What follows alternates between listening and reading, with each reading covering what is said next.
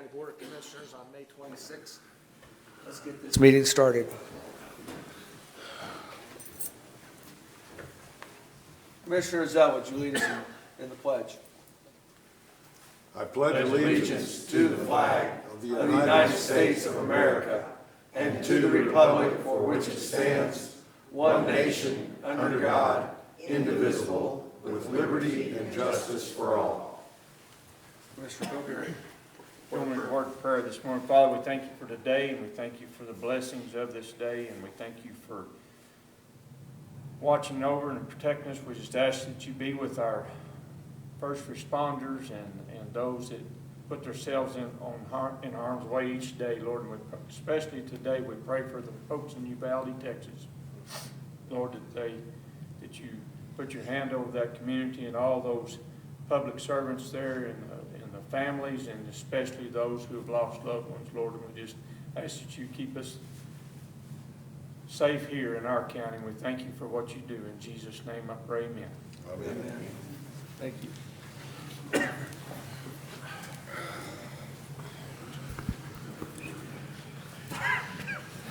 Miss Cindy, do we have a quorum?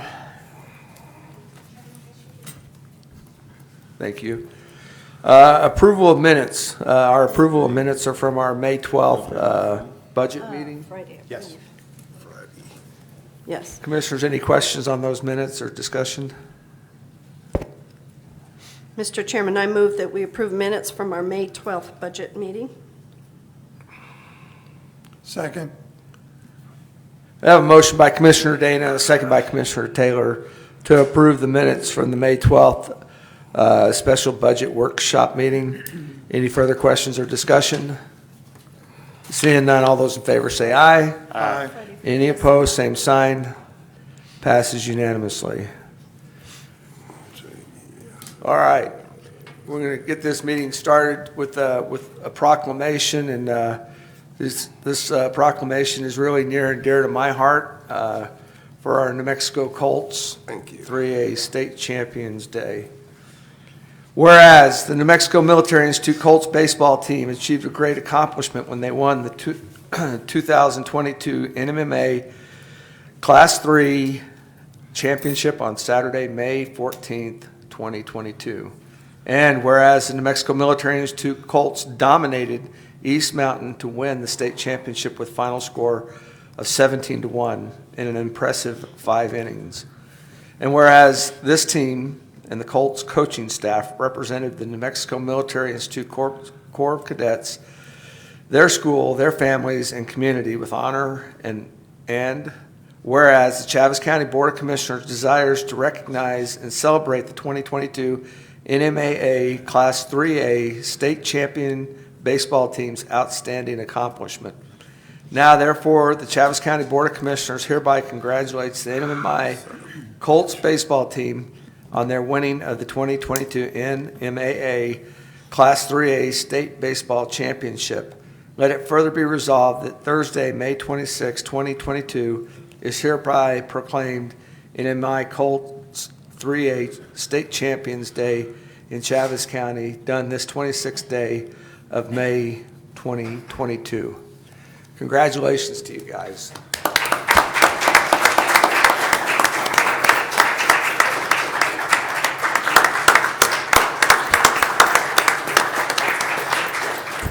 You guys managed to round up any of your players? I know they've all gone home, but I know you have a Maloney that's here in town. He's busting tires. Oh, of course he is. Well, coaches, Jose, you guys come on up real quick.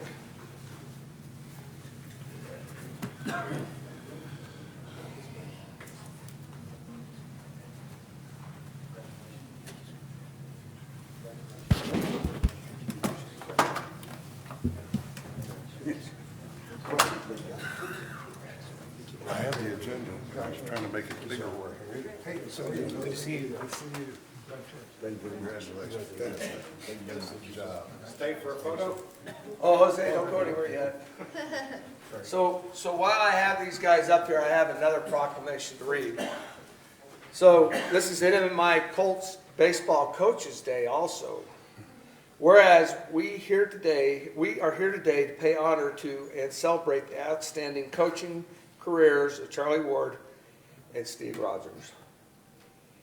As they step into their retirement from coaching from the MMI Colts, and whereas coaches are highly qualified teachers in highly specified fields, but more than that, they are mentors who help to instill in their players important attitudes that will serve them all their lives.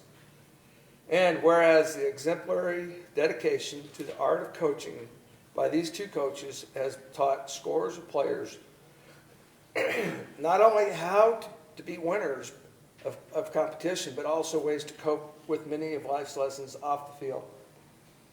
And whereas Coaches Ward and Rogers avoided personal glory throughout their careers and gained their satisfaction through the achievements of the players that they helped become better. Now, therefore, the Chaves County Board of Commissioners hereby congratulate Charlie Ward and Steve Rogers for a job well done as they step down from their positions as MMI Colts coaching staff. Let it be further resolved Thursday, May 26, 2022, is hereby proclaimed MMI Colts Baseball Coaches Day in Chaves County. Done this 26th day of May 2022.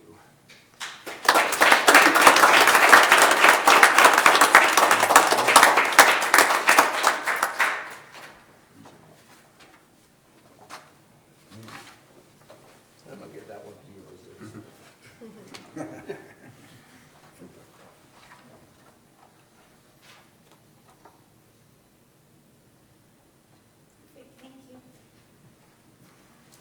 Congratulations.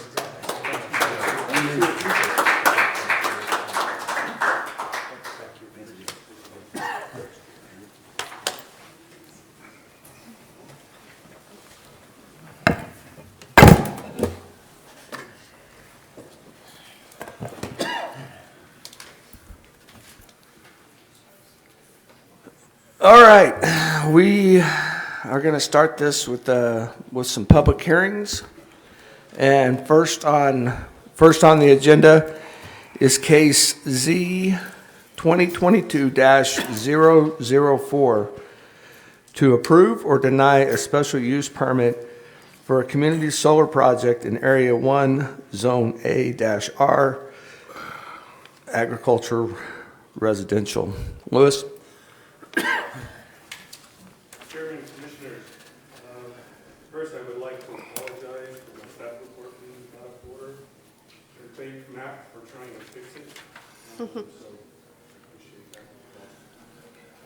Before us, again, is a special use for a community solar facility. Mr. Warren, along with Changing Vision of Energy, also known as CVE, North America, are requesting a special use permit for a 3.6 megawatt community solar facility at 334 Tumbleweed. Sorry, I'm trying to read my tablet. I'm trying out my tablet for the first time without doing paper.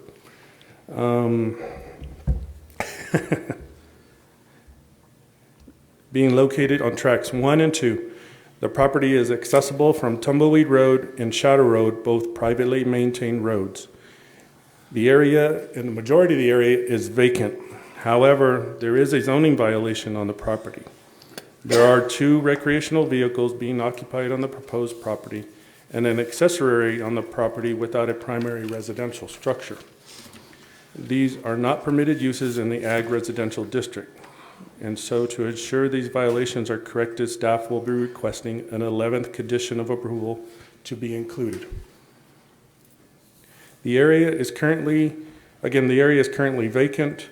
There was an abandoned travel trailer located on the property. Of course, they've been removed and replaced with 2 occupied ones.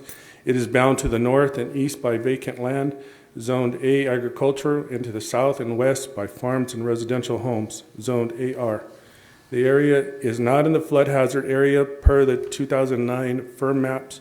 However, staff is cautious of this designation as this area is prone to flooding and ponding due to stormwater flow from the area to the west. CVE North America has provided a development plan for the proposed community solar facility. The facility would be ground-based and connected to the existing distribution lines in the area. The solar facility would be completely fenced by a 6-foot chain link, with a chain link fence and 3 barbed wire strands at the top.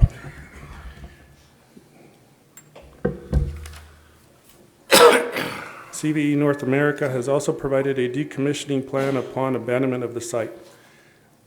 The Chavez County Commission had concerns with neighbors to the south not being aware of the proposed community solar facility. The commission included a 10th condition of approval that stated the agent or staff shall notify the 3 property owners further south along Shadow Road and beyond the 100-foot notification area. Staff did send notification letters to these owners in English and Spanish, informing them of this public hearing. Staff has not heard from these owners. The Planning and Zoning Commission recommended approval of the special use permit by vote of 4-0 with 10 conditions of approval based on findings of facts 1 through 3 stated in staff's report. Staff would also like to include a condition of approval number 11 stating the owner shall have 60 days to correct the zoning violation by removing the 2 RVs and the accessory structure from the proposed properties. Also, the owner shall not permit similar zoning violations to reoccur on the property in the future. Failure to comply with these conditions shall result in the immediate termination of this special use. Staff will provide an update to the Commission at the regular scheduled meeting on July 28th, 2022 concerning this case.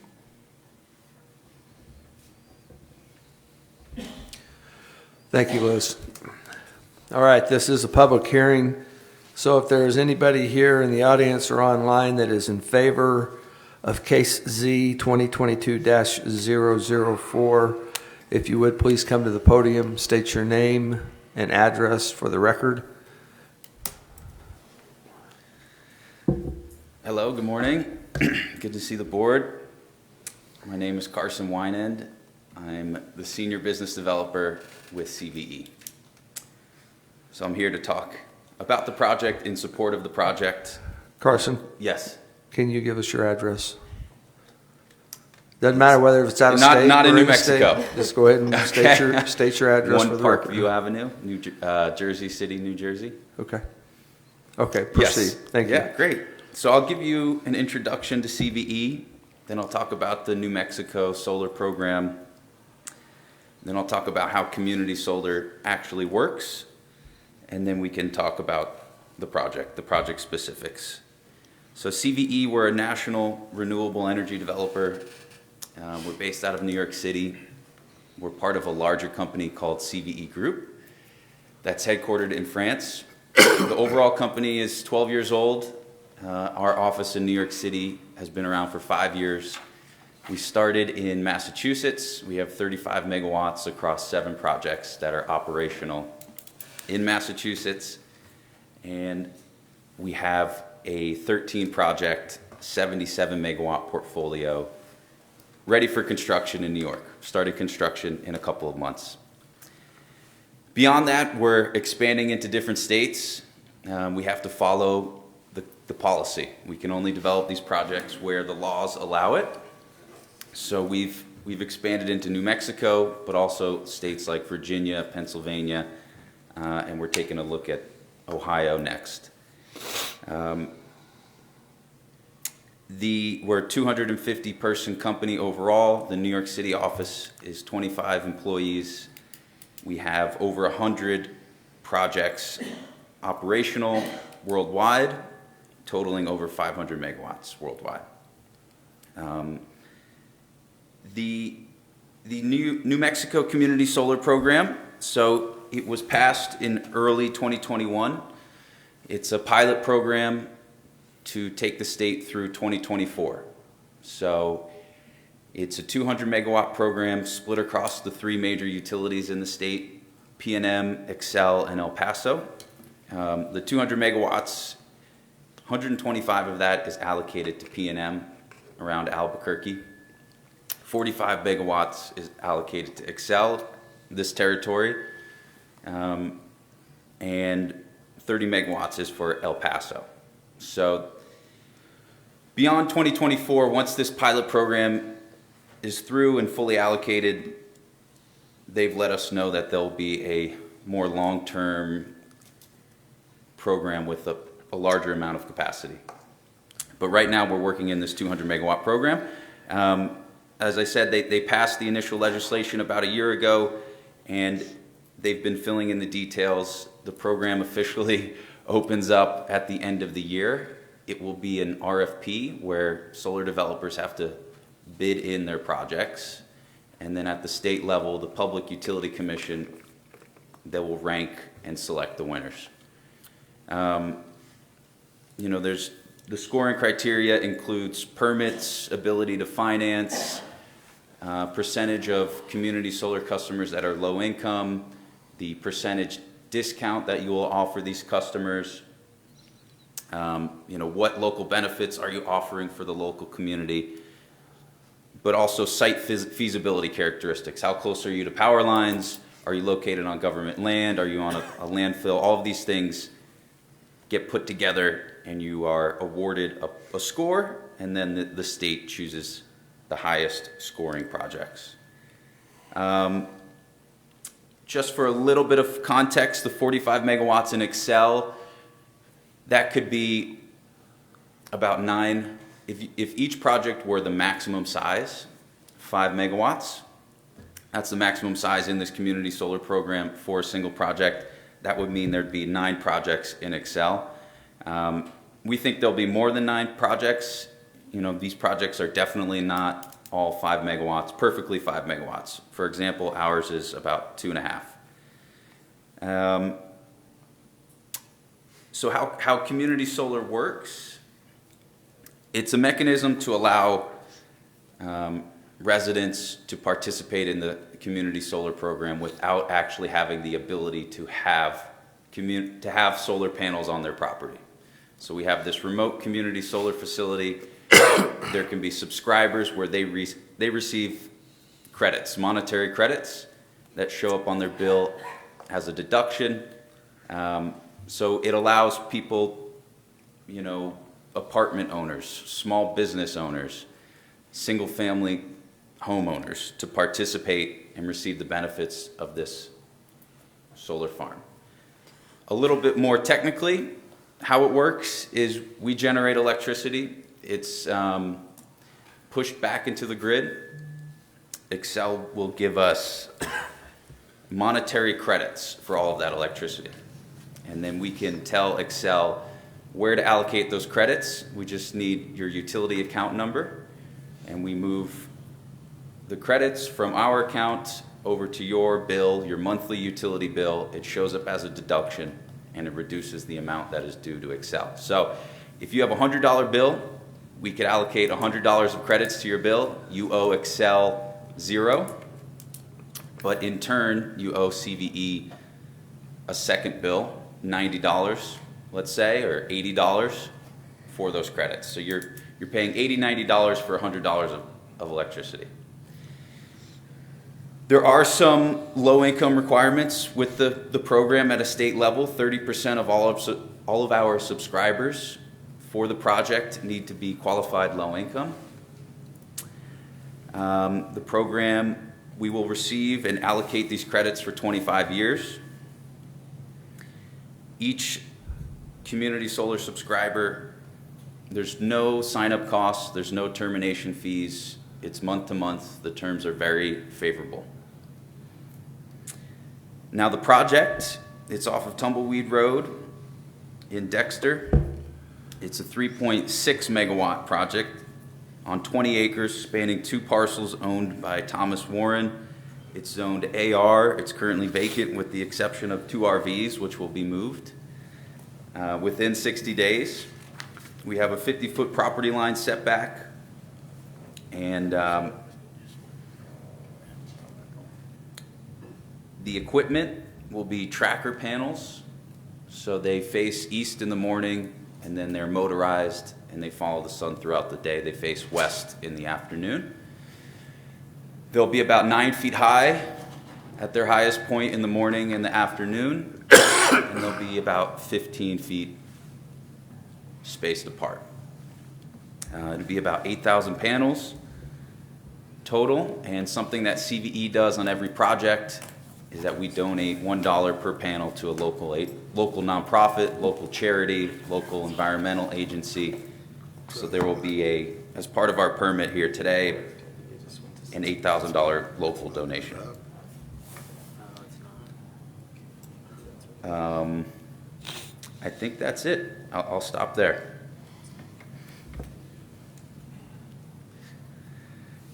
Thank you. Thank you. So I'm going to assume you're in favor of this. I'm sorry? Yes.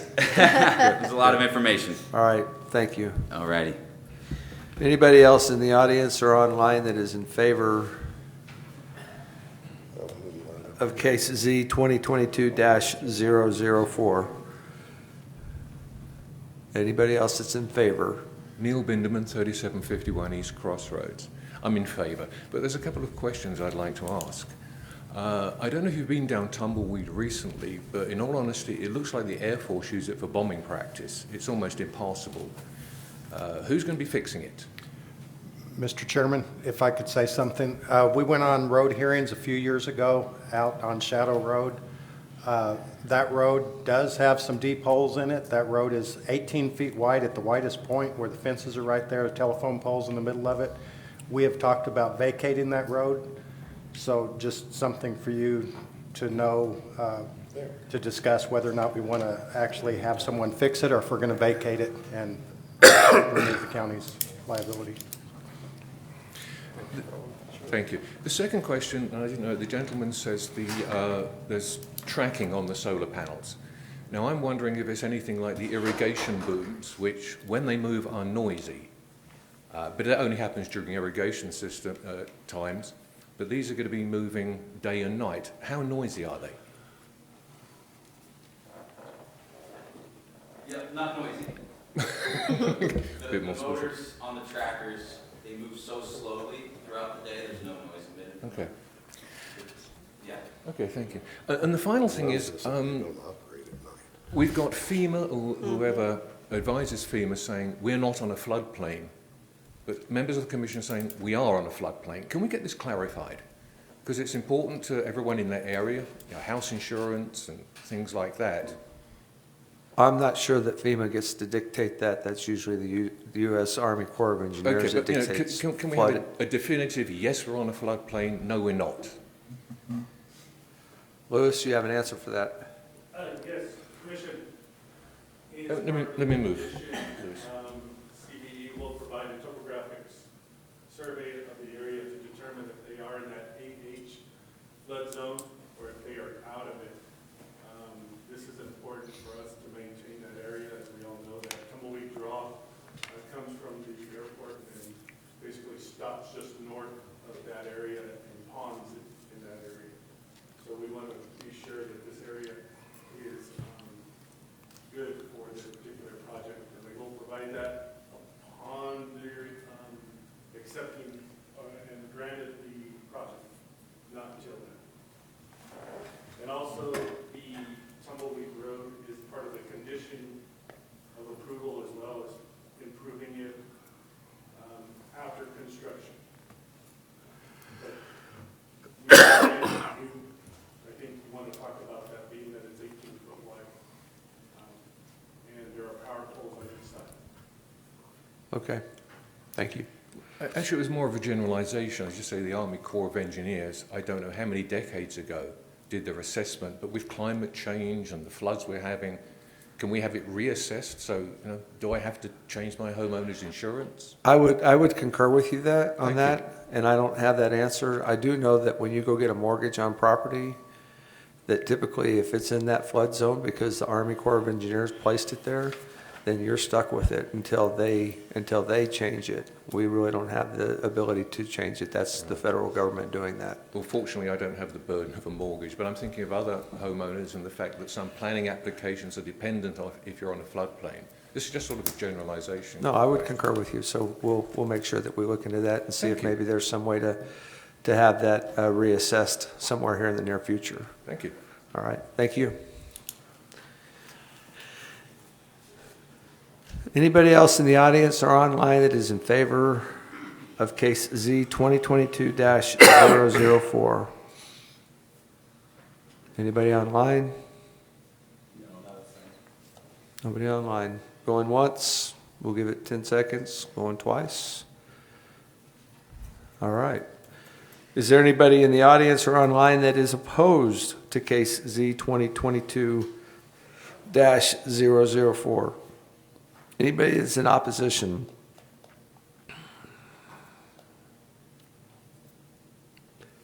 Nobody online? Not yet. There's a bit of a delay, but. Okay, I'm patient with our internet.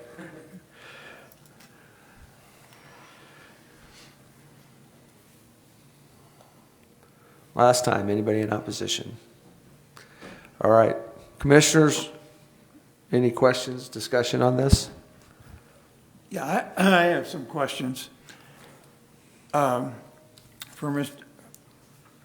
Carson here. You talked that basically the customers that sign up for this are going to get about a 10 to 20% discount on their electric bill. Is that correct? That's correct. Okay. And what type of credits and deductions is CVE getting? Yeah, we're not getting any electricity credits or deductions. We have no electricity bill. How about tax credits? Yeah, for the financing of the project, there's federal tax credits. Okay. The other questions I have is, how is this going to be financed? By CVE? Yep, partly by CVE. We'll have an equity stake in the project, typically about 20%. And we're the long-term owner and operator of the project. And then it'll be a mix. The remaining 80% will be a mix of the people that could take advantage of the tax credits, investors that have tax appetite, and then a long-term loan. Okay. I think one of the questions I have is there won't be any application for industrial revenue bonds, in which I want to make sure that this is on the tax rolls. Yeah, no industrial revenue bonds. So it will be fully subject to our property taxes. Yes.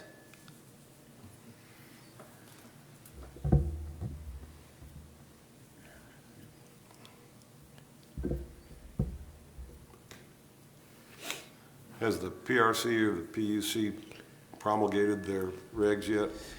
They're working on it. They've made a lot of they've made a lot of progress. They had a deadline in April to announce the scoring criteria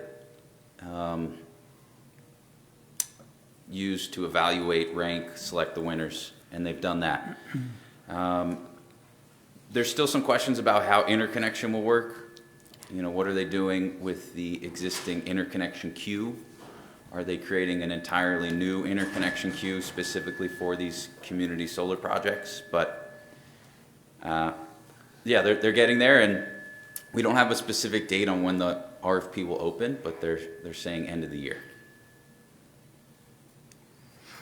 Yeah. Still a 200 megawatt cap, Still 200 megawatt cap. so 40 in the state if they're all 5. That's correct. Yeah. So- I don't think they will all be 5. Well, they can't be more than 5. They can't be more than 5. There's a lot of constraints that reduce the system size. Parcel acreage, but even more than that, the existing capacity of the power lines and the substation that you're feeding into. You know, a lot of times we're in areas that are not very dense in population, so the capacity of this infrastructure is lower. It hasn't had the need to serve a great amount of megawatts. So you're limited with what the power lines can accommodate. Yeah. And because it's your business, Yep. the question that everybody just has to ask Yep. is, if there are going to be 40 or 50 of these projects in the state because of the 200 megawatt cap, what are the odds of any one project actually coming to pass? Yeah, I think the winners will definitely get built. But there's going to be a lot of projects that are permitted that bid into this RFP that don't get awarded. And then they'll either have to drop out, withdraw their permit, or wait for the next program. We feel pretty good about our chances in Excel, though, for these projects. Mr. Chairman? There's- yeah. One Mr. other Taylor. question I have is, okay, you talked about this project would be 3.6 megawatts. Approximately how many customers would that service? Yep, about 800. 800? Yeah.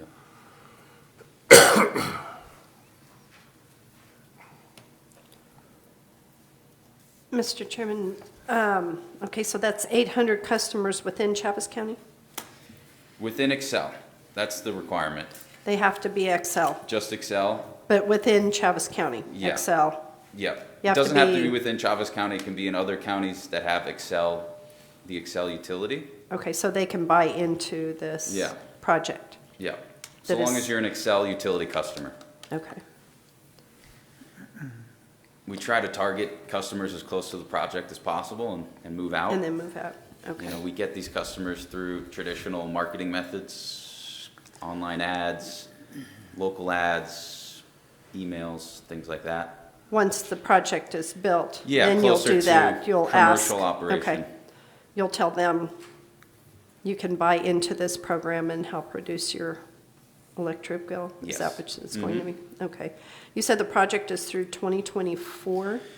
The program, the New Mexico program, the 200 megawatt community solar program is up until 2024. After 2024, what happens? It's a question mark right now, but they've indicated that they're going to introduce a secondary program. Okay, another so program. you build these 8,000 panels and Yep. something. What happens then if it doesn't? Yeah, if we're awarded in this 200 megawatt program, you know, we receive the incentives that they've defined for this program for 25 years. And then it would be a different set of rules for the next program. It doesn't have, that next program doesn't impact our project at that point.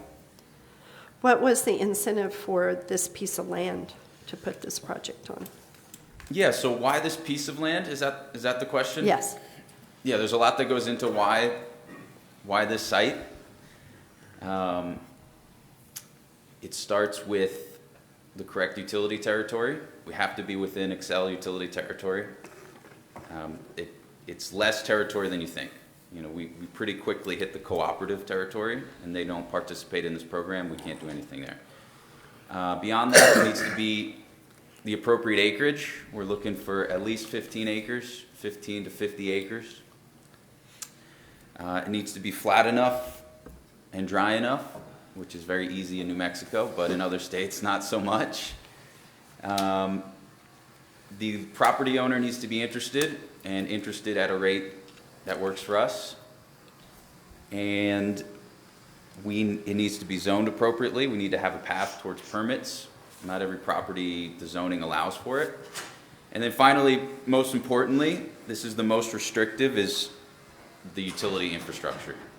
You know, how close are we to power lines? How close are we to the substation? What's the available capacity? So it's the stars, you know, sort of have to align. There's a lot of filters, a lot of criteria to find a good solar site. How many properties at this point have you found within Chavez County that Yeah. are ideal for this project? In Excel, we are actively pursuing 5 projects. 5, I think 3 of the 5 are in Chavez County. okay.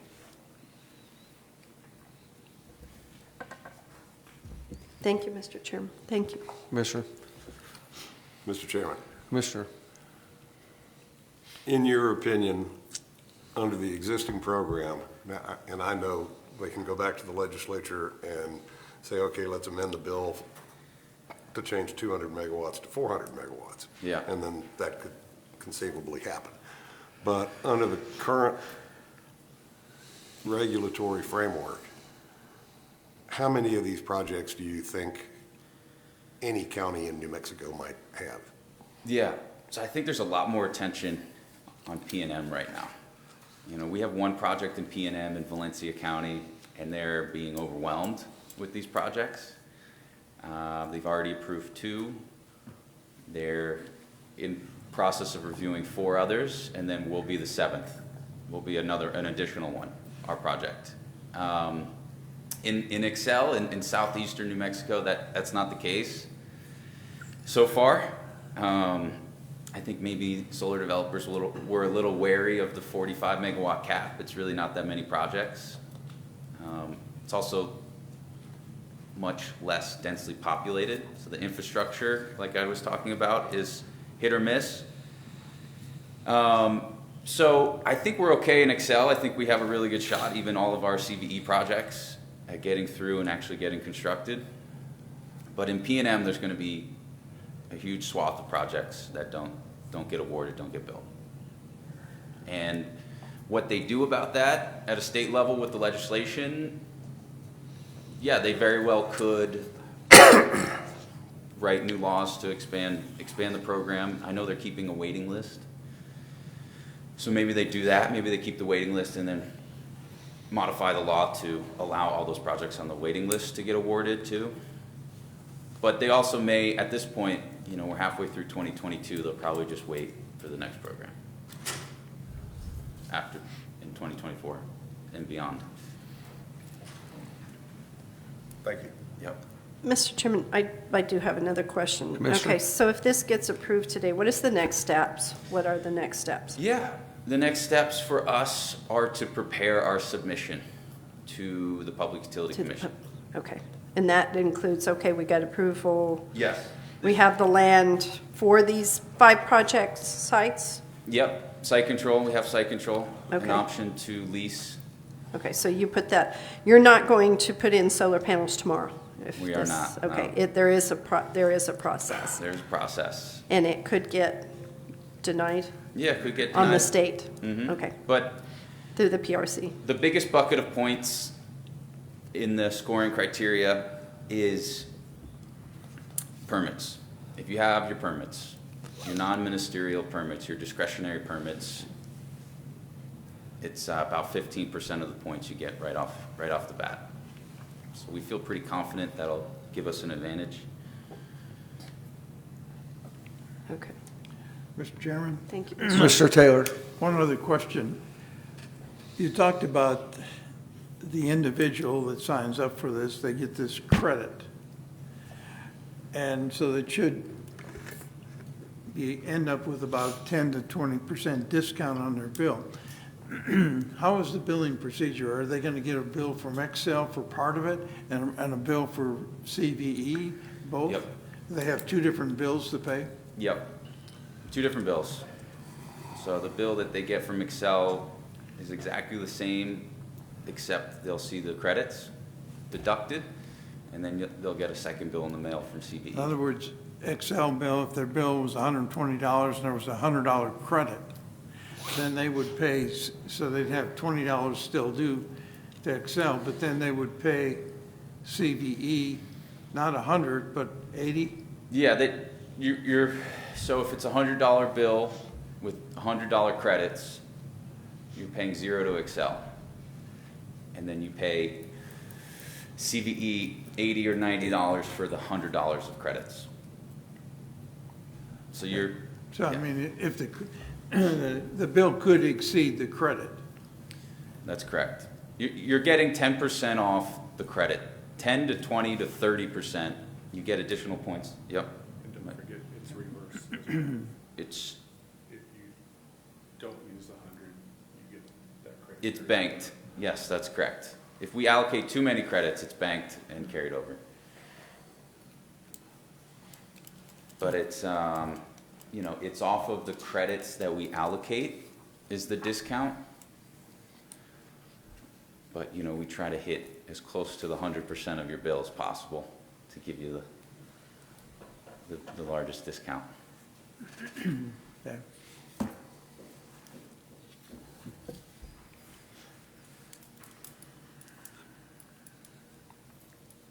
Commissioners, any other questions for Carson? I've got just a few, just to, and part of these are gonna go to Lewis, I'm gonna assume. So, we don't, I'm gonna make another assumption that the property owner, Mr. Warren, is all in on this deal. Yes, sir. Okay. And so there's a lot of conditions here that need to be met. And I don't know who is managing the property right now, since he apparently is in North Carolina. Lewis, do you know who's managing the property here, or is it just sitting there? Chairman, Commissioners, we are not aware of who's managing the property at this time. Okay. And so there's a lot to be done in these conditions, including cleaning the property up. Yeah. Are you guys prepared to get that done? Because one of the conditions is that that's going to have to be done in 60 days. And so I'm not sure that you guys are going to get your permit inside the 60 days, but we're going to pass this deal now. Sure. And so you all are going to have to meet that condition. So are you guys prepared to meet these conditions if we approve this today? Yes, sir. Yep. I spoke with Mr. Warren yesterday, and he's already in process of moving the RVs and the equipment. That's in violation of the zoning. Okay. Did he even know about the RVs? He did. Okay. Yeah. He said he had August 1st in mind. That was his deadline to move this equipment, which is more or less the 60 days. So we'll just move it up a little bit. Close enough, Yeah. We'll get it out of there. right? Okay. Yep.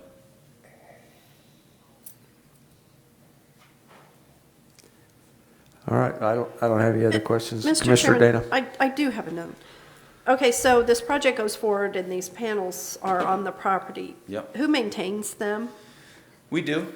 You We do? have an operations and maintenance department. Okay, so And they will have to travel to New Mexico Well, in order to keep them? Yeah, we will Updated. contract with a local firm to help us do that work as well. Okay, okay, that way, if something does happen, okay, thank you. Yep.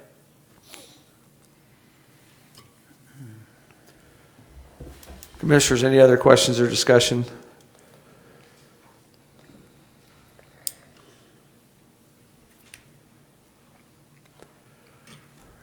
I don't see any. What's your all's pleasure?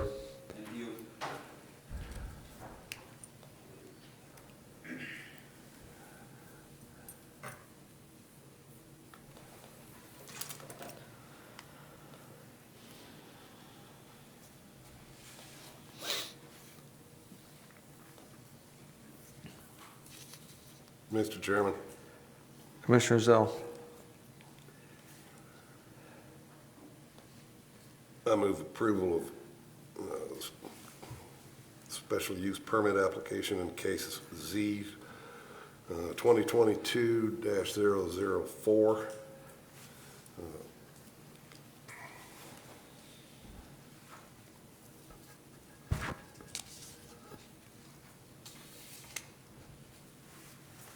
I'll second it.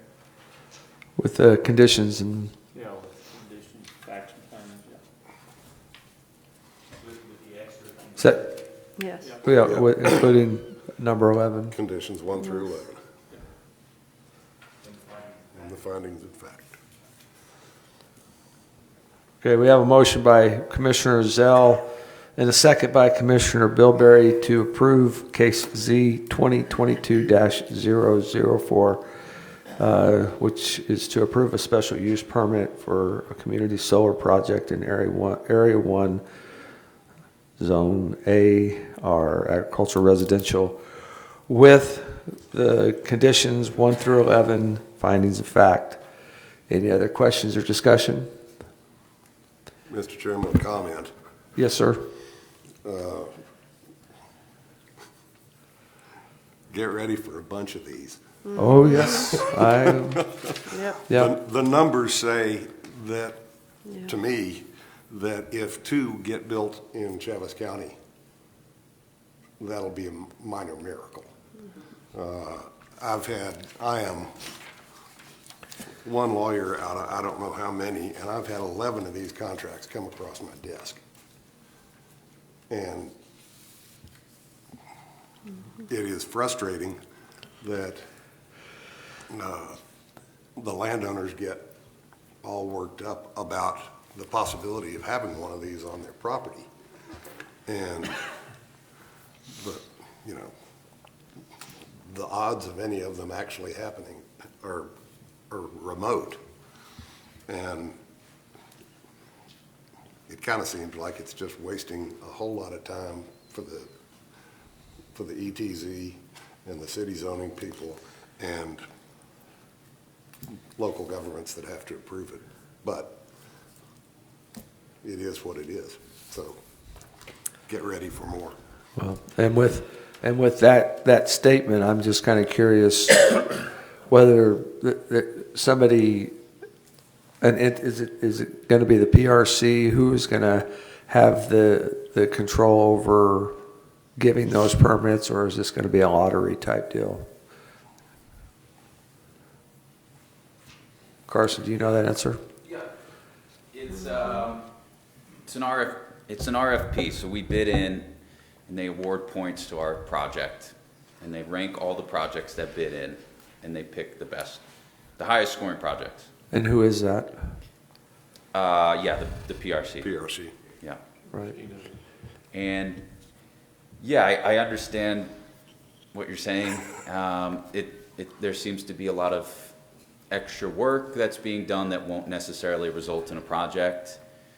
You know, from the landowner's perspective, a lot of times they sign 4-year option agreements. So if they don't get into this program, they definitely still have a chance for the 2024 program. And maybe the 2024 program, we're hoping, is not an RFP-based system, because I think that in itself causes a lot of extra work, a lot of projects. If it were first come, first served, you'd know how many megawatts are left. Yep. And developers would only develop if there was megawatts left. You know, you're not sort of catching everybody to then bid in. So hopefully the 2024 program is a little different. Well, the way they've set it up right now completely takes the free market out of it. Yeah. Yeah. Because you have a ready, willing, and able counterparty, and you should be able to enter into a contract. Yeah. And say, we're ready. Right. We can start construction in a month. Yeah. And they should allow that, but it's not going to happen. Correct. So, good luck. Thank you. Yeah. So I guess if there's any bonus out of this is that in this particular case, we'll get some property cleaned up and that type of stuff. So Exactly. anyway. All right, so we have a motion and a second. All those in favor say aye. Aye. Any opposed, same sign. Passes unanimously. Okay, agenda item 2, case Z 2022-005 to approve or deny a zone change from Zone A agriculture to Zone D industrial in Area 1. Louis, take it away. Chairman, Commissioners, Mr. Mitchell and JHTC Investments wishes to zone change approximately 1,070 acres of vacant land located in sections 2, 3, 10 of Township 14 South, Range 25 East, from Zone A to Zone D Industrial for the operation of a crushing facility in new mining area.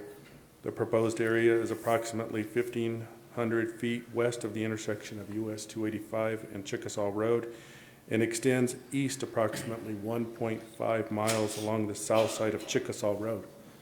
JHTC Investments has proposed placing the crushing facility in the far southeast corner of Section 10, being over a mile south of Chickasaw Road. JHTC Investments is currently operating a crushing asphalt plant and mining area on leased property just across the street at 73 Chickasaw Road. Mr. Mitchell has stated they would be relocating the existing facility if approved. The crushing and asphalt facilities were approved as a special use permit in April of 2018. Mining exploration is a permitted use in Zone A per Article 5 of the Chavez County Zoning Ordinance. Chickasaw Road is a 30-foot wide chip-sealed county-maintained road with 40 feet of right-of-way. Traffic is heavy along this road due to numerous dairies, farms, and accessibility to the town of Hagerman from US 285. The Chickasaw 285 intersection does have deceleration and acceleration lanes in both north and southbound lanes. The 2016 Comprehensive Master Plan does recommend commercial and industrial districts along US 285. However, the width of the corridor is not stated in the plan, and staff has tried to establish a common distance on either side of the main road and is concerned with the industrial zoning request extending into agricultural areas further east. Staff is in favor of the zone change for areas in sections 3 and 10, but not in favor of the area in section 2, Township 14 South and Range 25 East. Staff believes that this area in section 2 would serve as a buffer area between the industrial and agricultural areas to the east. Mr. Mitchell has agreed to staff's recommendation. The Planning and Zoning Commission recommended approval of the zone change for areas in sections 3 and 10 of Township 14 South, Range 25 East only, by a vote of 4-0 with 6 conditions of approval based on findings of facts 1 through 4 stated in staff's report. Mr. Mitchell is here. Thank you, Liz. Okay, this is a public hearing. So if we have anybody in the audience or online at the moment that are in favor of case Z 2022-005, please come to the podium, state your name and address for the record. Morning.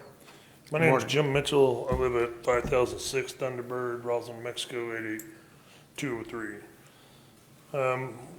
We came down here a month ago and saw P&Z. They had some questions. We had some responses. I'll go through them real quick. As far as, there's actually 2 projects. The next case that you're gonna hear is a 40-acre facility at the corner of Chickasaw and 285, which would be our new yard and shop and everything. That's our desire for that property.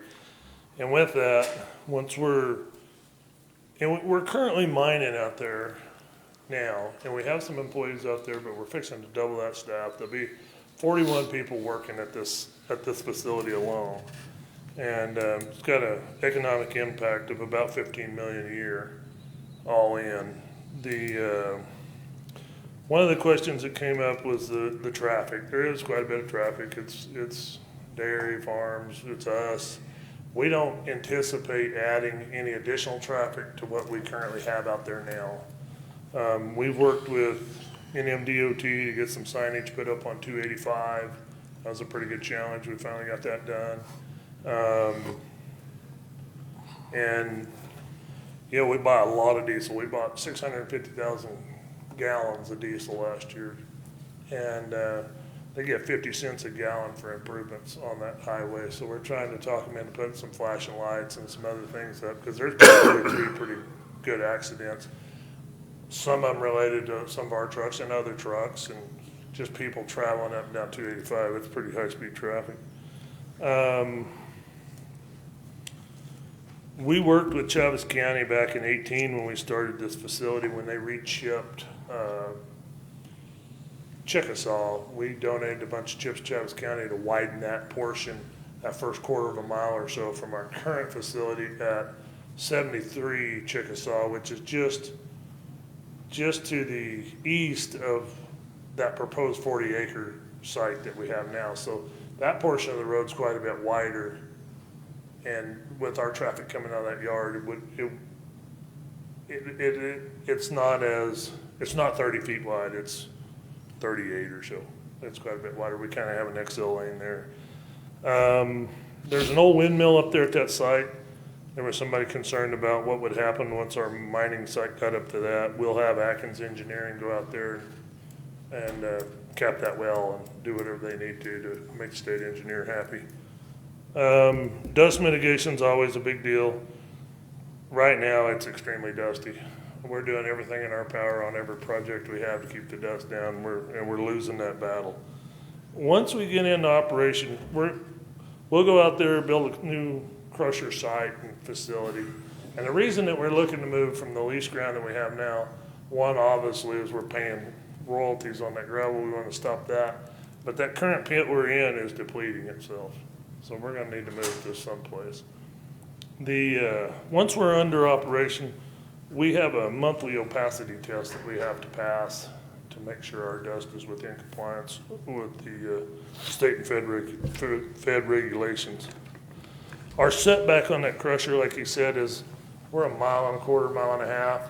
There's a little dip back there toward Villapondo Farms, and it's not going to be real visible from the highway from where it's sitting.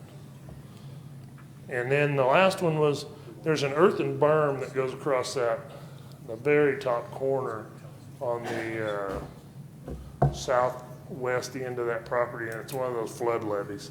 We won't ever get up close to that. There's no aggregate to mine up there anyway, so we don't have any desire to go up there and mess with that thing. And that pretty much addresses all the comments they.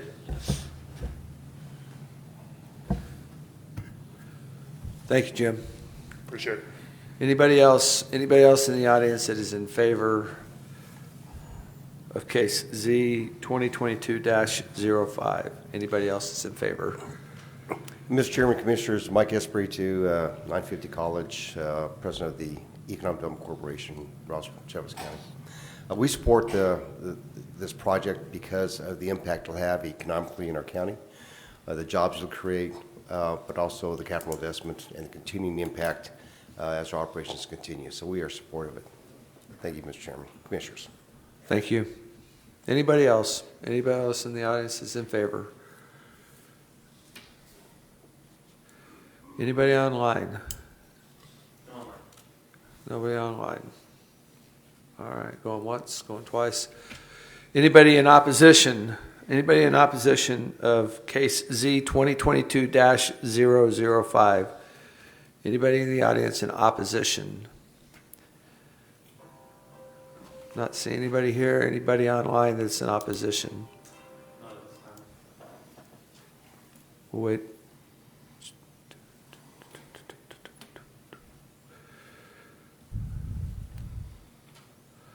All right, commissioners, any questions or discussion on case Z 2022-005?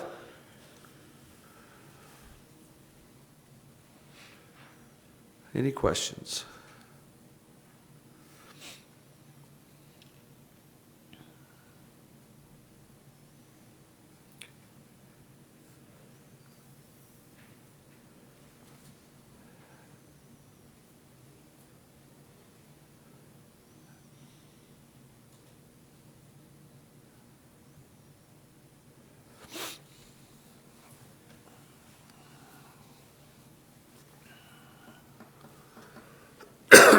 Mr. Chairman, Commissioner Ezell.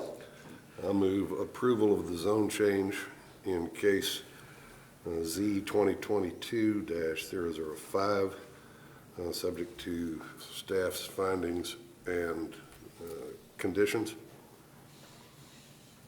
I have a motion by Commissioner Ezell and a second by Commissioner Taylor to approve case Z 2022-005 to have a zone change from Zone A, agriculture, to Zone D, industrial area, with the conditions and findings in fact. Any other questions or discussion on this? Seeing none, all those in favor say aye. Just one quick clarification, is that for sections? So for sections 3 and 10 only, they did Yes. originally Yes. request for all three. Well, Right. but your staff report says that it was 3 and 2. just Yeah. 3 and 10 and not 2. All those in favor say aye. Aye. Any opposed, same sign. Passes unanimously. Okay, agenda item 3, case Z 2022-006, to approve or deny zone change from Zone A, agriculture, to Zone D, industrial, in Area 1. That starts on page 38 in your agenda if you're having trouble finding it. Yes, thank you. Oh, where did it go? Right when you said that, I touched it. Go ahead, Louis. Chairman, Commissioners, I apologize. My screen fast forwarded to the resolution.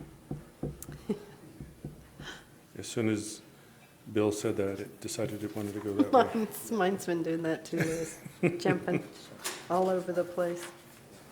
Yeah. Real quick, sorry. Mr. Mitchell and JHTC is requesting a zone change for the parcel that is adjacent to US 285 in Chickasaw. This is, again, in just along the intersection. This is their new proposed office and parking area.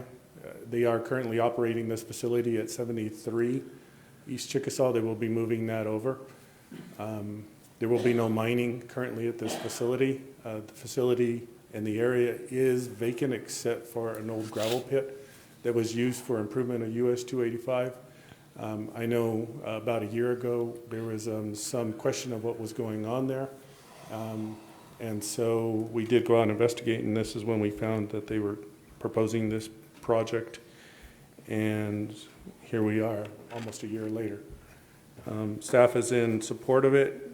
The commission did recommend approval by a vote of 4-0 with conditions and findings of fact stated in staff's report.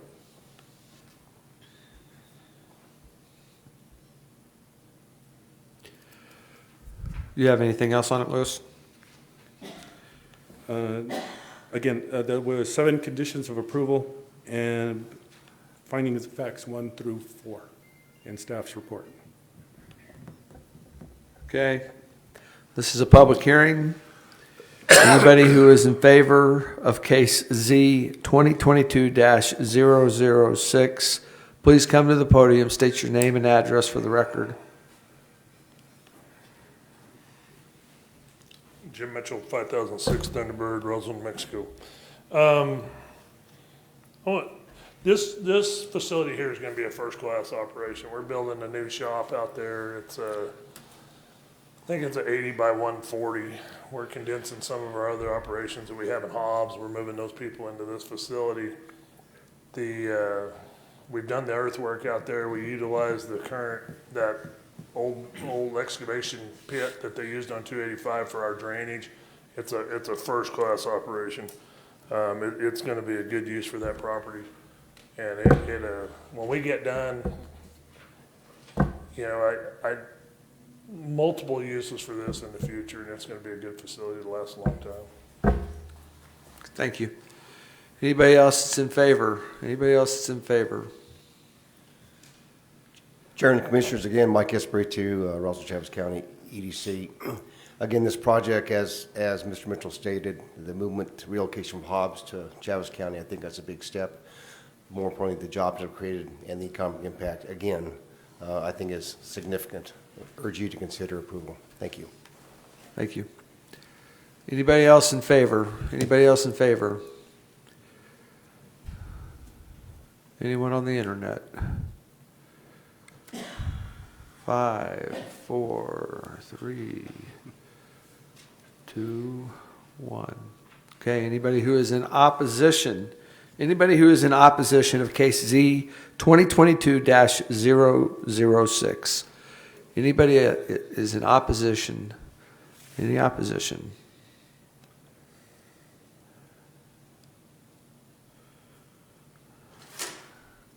Don't see anybody in the audience. 5, 4, 3, 2, 1. All right. Commissioners, any questions on case Z 2022-006?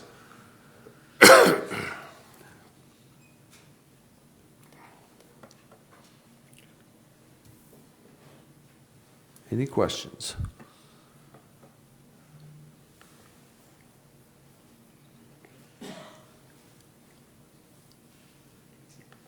Mr. Chairman, Commissioner Zell.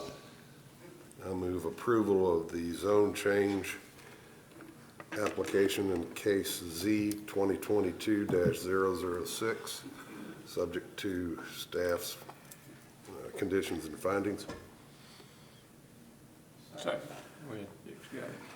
Got a motion by Commissioner Zell and a second by Commissioner Taylor to approve KZ 2022-006 for a zone change from Zone A, agriculture, to Zone D, industrial, in Area 1, with the 7 conditions and findings of fact.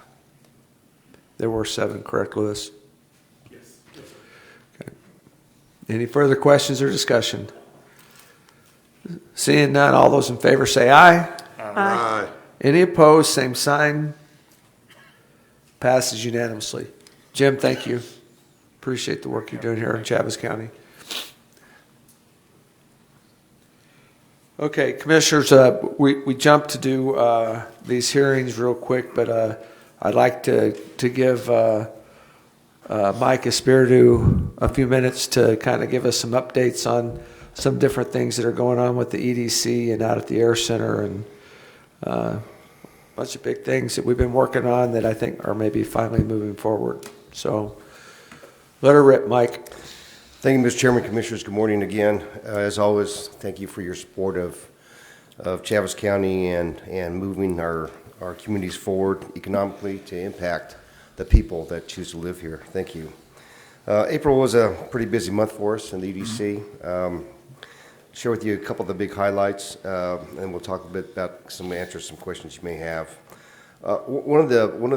I spent some time on the road in April, and one of the areas that I did participate in was the Air Service Conference in Phoenix. And why is that important? That pertains to the air traffic, or the ability to have flights daily with American Airlines to Dallas and Phoenix. We met with several different airlines, as well as possibly a new carrier, additional carrier to go to different locations. Those conversations are continuing, and I don't want to put it out in the bag yet because I don't know if that's really going to happen, but we did have some really good one-on-one conversations with a couple of different airlines. A new airline that's on the East Coast, seeking to move westward, and that'll give us some more capability. It appears at this point the third Dallas run will be starting again pretty soon, which I think people will be pretty happy about in the middle of the day. And the second Phoenix run probably near the end of the year, depending on where the pilot shortage it can be rectified. As you know, the biggest problem throughout the airline industry is a shortage of pilots. And as they move up the pilots to the larger aircraft, the larger routes, the shortage really impactful is places like Roswell, because we have the smaller aircraft. Fortunately, American still feels it's a good market for their company, and I don't see anything changing in that regard. So I think we can be pretty happy about that. I also attended the National Workforce Conference in D.C., and we talked a lot about strategies on how we can develop our workforces in our local areas. Talked about career tech education, apprenticeships, internships, the things we've been talking about for a few years now. But I think it's really hitting the point where people are saying we need to make some progress. So it was a good conference, and happy to move some of the things I learned forward to help improve our workforce strategies here in Chaves County. Attended the MRO Americas event, conference, and trade show. We met with a number of companies. Myself with Melissa from our office attended. We generated a couple of great leads with some new companies. I'll share with you the biggest impact that we learned from that conference was as we met with people throughout a very large conference, that when we said we were from Roswell, Chaves County, and they said, you have Ascend Aviation, come in there, that's a big deal. For them to recognize us means they're paying attention to our community and our region. And I think that's really important, because I've always believed, like you have, that Ascend Aviation, once we get that really full steam ahead, is really the launching pad for lots of other opportunities. Last month, I testified for a couple different companies with the city of Roswell. One was Pecos Valley Productions. As you know, they're a cannabis company in the county, and they're growing by leaps and bounds. They have around 170 plus employees, probably closer to 200 now, I believe. They You say they're have, growing like a weed? Great use of words. thank you for that comment. He's testing us to see if we're awake. Well, they have a number of dispensaries over 9 counties in the state. They were awarded job training incentive program funding for additional 19 trainees. Average wage was around $20 an hour, and they have full benefits, so they're really working towards helping their people stay longer, obviously, by providing those resources, and the state has recognized their growth. They also are a strong community supporter of our county and our communities. Last year, they contributed over $27,000 to different agencies, about 25 different agencies. We also testified for Admiral Beverage. You've heard me talk about those folks. If you remember way back when it was Project Gold, Mr. Chairman, the color of beer, I guess, but Project Gold or Admiral Beverage finally got their IRB approved, and they're, as you've seen, their facility on Brasher, it's really taken shape, and pretty excited about the way that's going to look and how that's going to entice more opportunity in our county. From a career tech education standpoint, we continue to work with all our school districts in our county. As you know, we're very involved with Hagerman, especially. I meet with superintendent of schools from Hagerman, Mr. Clough, regularly. In fact, we just met again yesterday, and we've gone down and helped with a career day at Hagerman. We also had a career event called Elevate 22 at Dexter High School that we were at, and we are working towards some other platforms to help all of them, including the Roswell Independent School District, to continue to raise the bar on providing opportunities for young people and a good start in their careers and their lives. Last month we met with USA Beef, and I know you know about those folks, but they're growing. They're expanding their physical plant. They had at that time over 70 employees, and they have several new contracts, and they're pretty excited about their growth. So we'll continue to keep an eye on them and help them out and make you aware how that progresses.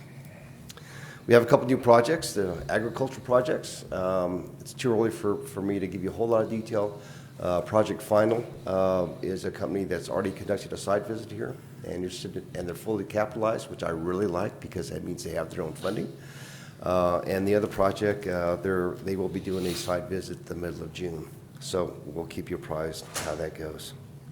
And as you know, we had a hiring event last week. And last week, we, with partnership with the city and Department of Workforce Solutions, we had about 43 companies at the hiring event, 124 job seekers, and preliminary numbers on those that were hired and have employment were about 25.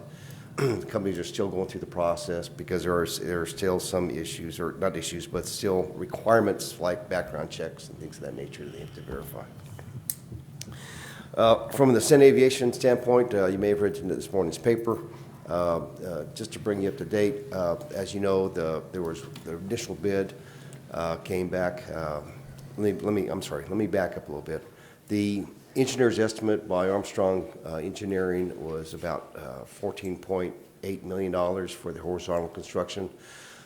As a refresher, it's a 3-phase project. The first is the demo work and the basic infrastructure.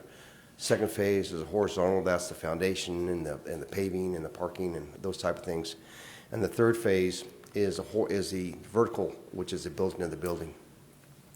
The Senate Aviation has already invested and paid and is paying or has paid for the building, and it's on its way. It'll be here like a week or two. Excuse me. And so the city pushed a RFP out for the second phase. The city absorbed the cost of the first phase, and which is close to $3 million. The second phase bid went out. Engineer estimate was 14.8, about that. The first bid, only one bidder came back at nearly $21 million, which was a sizable difference from the estimate. The city rejected that bid, rebid it, received 2 bidders, and each bid was about $2 million less than the original number of about almost $19 million. The city is considering rejecting that bid and working towards another alternative to get the project moving forward. Tonight's city council meeting, they will be discussing the path forward, and we'll find out exactly what's going to happen in that regard. The Ascend Aviation is still hiring people. They have a presence at the Air Center. They have aircraft they're working on, and they're anxious to get their building moving forward and get started so they can begin to get to work. With the change in the second proposal, they extended the time frame. They were hopeful to be in by the end of this calendar year, but it looks like it'll be more like to the early spring of 23. Mr. Chairman, Commissioners, I stand for your questions. Commissioners, any questions for Mike?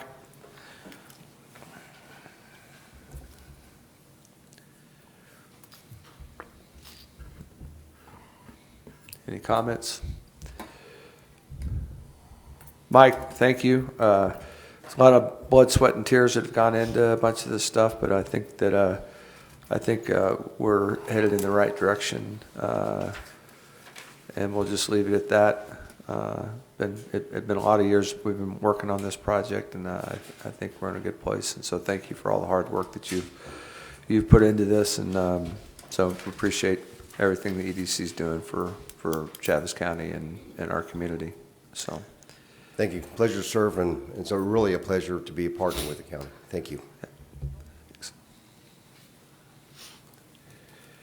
Okay. Agenda item 4. Ms. Ellie.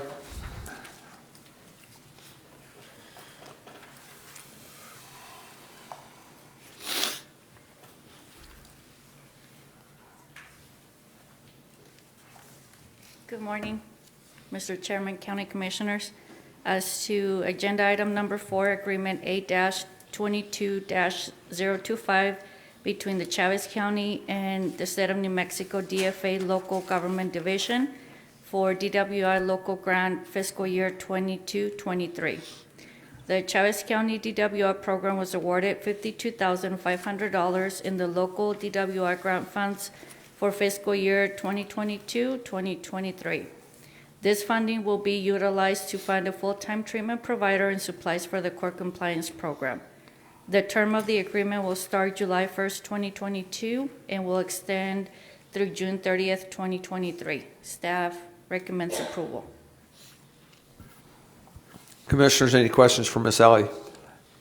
Mr. Chairman, I move that we approve Agreement A-22-025 for the fiscal year 23 LDWI grant agreement. Second. A motion by Commissioner Dana and a second by Commissioner Bilberry to approve agenda item 4, Agreement A-22-025 for the fiscal year 2023 LDWI grant agreement. Any other questions or discussion? Seeing none, all those in favor say aye. Aye. Any opposed, same sign. Passes unanimously. Thank you. Thank you. Mr. Chairman, agenda item number 5 has been scratched. That was a mistake. You actually talked about that last month. We do have a budget adjustment later in the agenda, but we need to move on to agenda item number 6, which starts on page 81. Thank you. Lewis, you're popular today. Where are the page numbers? Thank you, Chairman. Commissioners, Resolution R 20-021, condemnation resolution. Staff has received numerous complaints from neighbors concerning these properties and their structures, trash, debris, and waste. And some of these properties have been a menace to the neighbors for a number of years, and others have recently been abandoned and forgotten. Notice of violation letters and warnings have gone with no effect. Transients and others continue to look for abandoned structures to occupy. As Sheriff Harrington will gladly stated, it's a problem. Staff has determined that condemning these properties is the best interest of the community's health, safety, and welfare. State Statute 3-18-5 requires staff to notify the owners by certified mail, return receipt, post the resolution on each property, advertise the resolution one time in the local newspaper. The owners will then have 10 days after the certified letter has been mailed, the posting of the resolution has been completed, and the resolution has been advertised in the local newspaper. to respond and to request a public hearing concerning this resolution and their property. If approved, cleanup would begin in the fall of winter of 2022-2023 by the Chavez County Road Department. Thank you, Joe West. There are 9 properties listed in Exhibit A. 5205 South Lee Avenue, 1406 East McGaffey Street, 2308 Burton Road, 5001 South Main Street. That's Larry Connolly's favorite. 1900 Briggs Road, 4912 South Pennsylvania Road, 401 Husky Road. This is Rita's favorite. 5600 Grandma Road, and 300 Elizabeth Drive.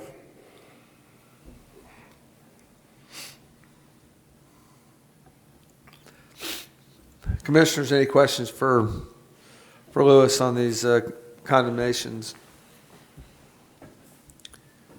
Mr. Chairman, I move that we approve Resolution R-22-021 condemnation resolution.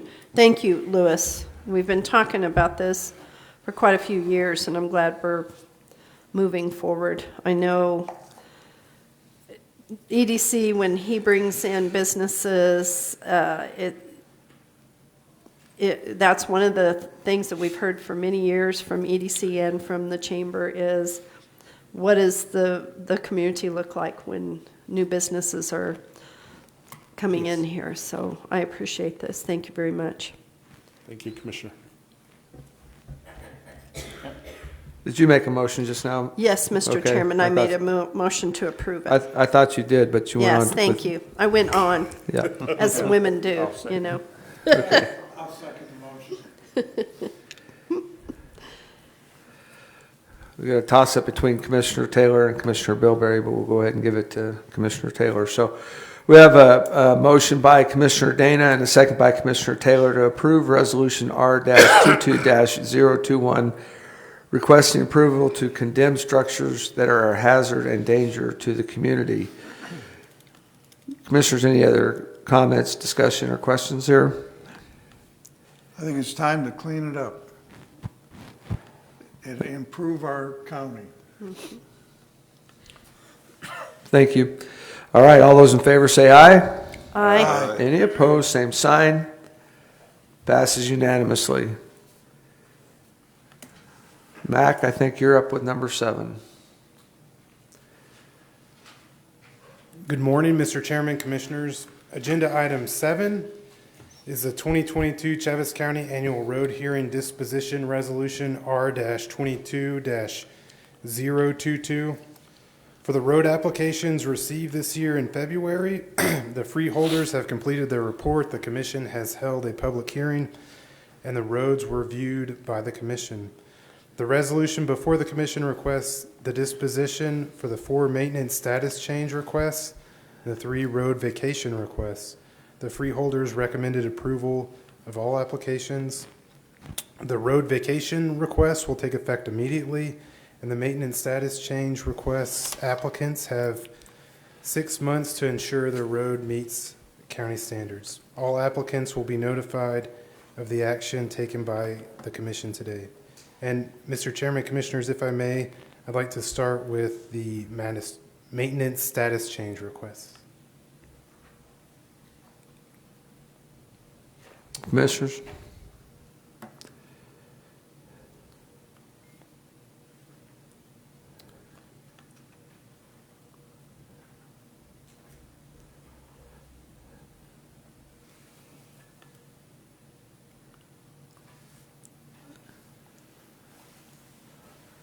Can you do these all at once? Do both of them together or then separate them? I would suggest on maintenance status, just do them all at one time. 3 of them are from Buena Vida. Okay. The one is from the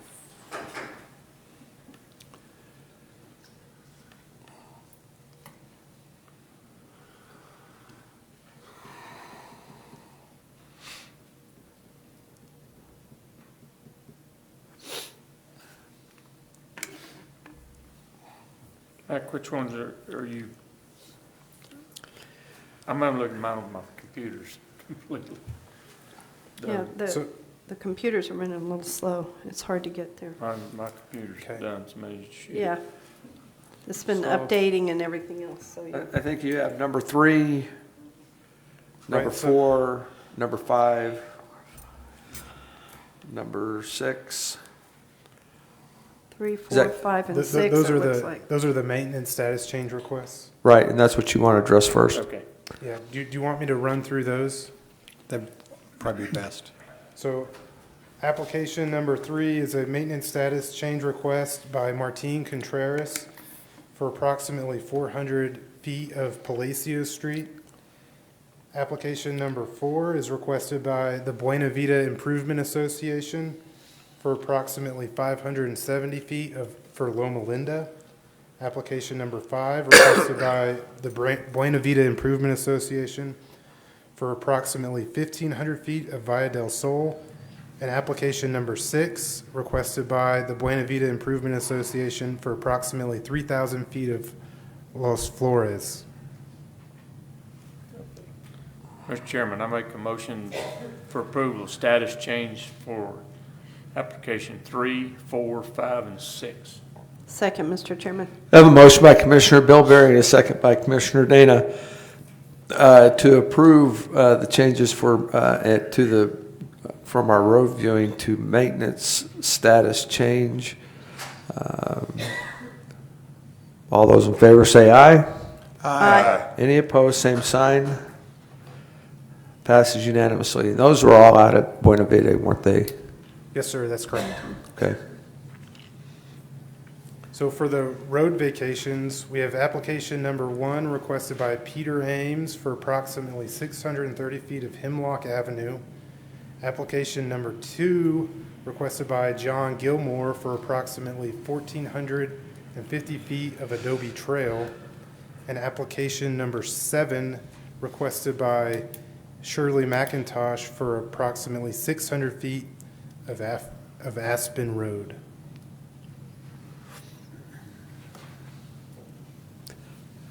Commissioners, any questions, discussion on the vacations? Mr. Chairman, I recommend approval of road vacations on 1, 2, and 7 applications. Second. I have a motion by Commissioner Bilberry and a second by Commissioner Zell to approve the road vacations on application 1, application 2, and application 7. Any other questions or discussion on these road vacations? Seeing none, all those in favor say aye. Aye. Any opposed, same sign. Passes unanimously. Mac, thank you for your first rodeo with our road viewings, hearings, and applications. So you did a great job. You got lucky. This was your first rodeo because I'm not sure Bill's first rodeo was so easy. Matt, can you keep them all this easy? Yeah. Really? Right. Thank you. Mr. Chairman, Commissioners, agenda item number 8 is a resolution to impose the non-prohibitive license tax on state liquor license holders. This resolution would impose the non-prohibitive license tax on the persons holding state licenses under the Liquor Control Act as distributors of alcohol within Chaves County. The annual tax per section 7-24-2 NMSA 1978 shall not exceed $250 per license. Chaves County Board of Commissioners empowered to impose this tax by resolution on or before the first day of June each year. Last year, the state waived this, I presume, because the bars were closed down, and so it's back up, available again. We only have 4 license holders, I believe, that this affects in the county, but it is something we have done in the past. Staff recommends approval. Commissioners, any questions for Bill?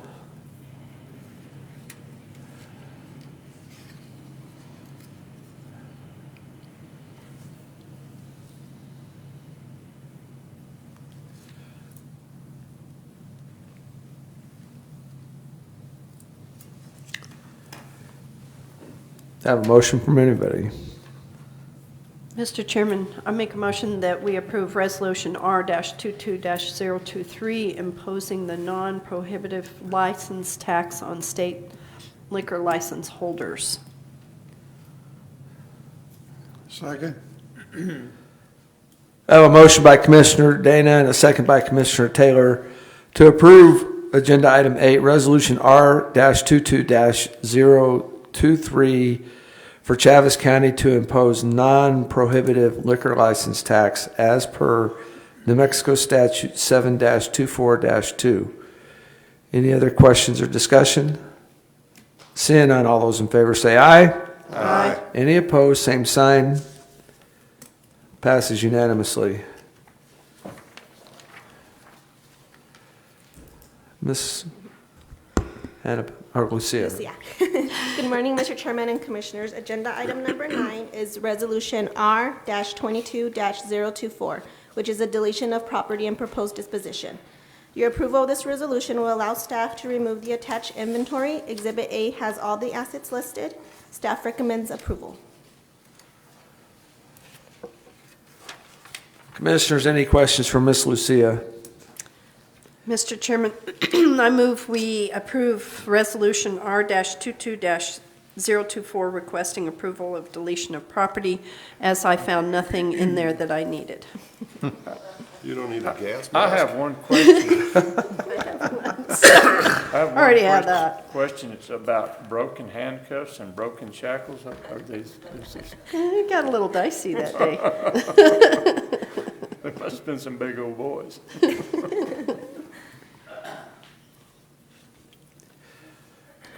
Anybody want to second that motion? I'll second. Second? Got a motion by Commissioner Dana, a second by Commissioner Bilberry to approve Agenda Item 9, Resolution R-22-024, requesting approval of deletion of property. Any other questions or discussion? Seeing none, all those in favor say aye. Aye. Any opposed, same sign. Passes unanimously. Thank you. Thank you. Now, Miss Annabelle. Good morning, Mr. Chairman and Commissioners. I am glad that Lewis was more popular today. I have only 3 items to present. The first one, agenda item number 10, is Resolution R-22-025, which is the approval of the interim budget for fiscal year 2023. A big thanks again to our Finance Committee and our staff. We have reviewed all of the departmental budget requests with elected officials and department heads. As you recall, on May 12th, we had our budget workshop where we presented the entire budget. We have amended the budget document, and it is being presented in its revised form, and it is before you, the new summary pages. And what that entails on changes is we finally got a response from NMDOT in regards to the LGRF request. We did include that in there, and that is for the 3 major projects, which is the CAP, co-op, and school bus. We finally got a response just yesterday. The total amount of those 3 projects is $894,620, but the state will be funding $670,965 of that, with Chaves County funding the $223,655. We also had some other budgeted increases that we already had before the workshop, and that is for our law enforcement officers. So we do have increases there where we have tentatively agreed with the collective bargaining union. So the total amount for the entire budget for Chaves County is $54,837,575. And the general operating budget currently now is the overrun cost from revenues to expenditures is $287,290. This is a tolerable amount, and our budget is in balance. The budgeted amounts posted will be on our website after this approval for the rest of the public to also see. And with this approval, we will be in compliance of our deadline of June 1st. Staff recommends approval. Commissioners, any questions for Ms. Annabelle?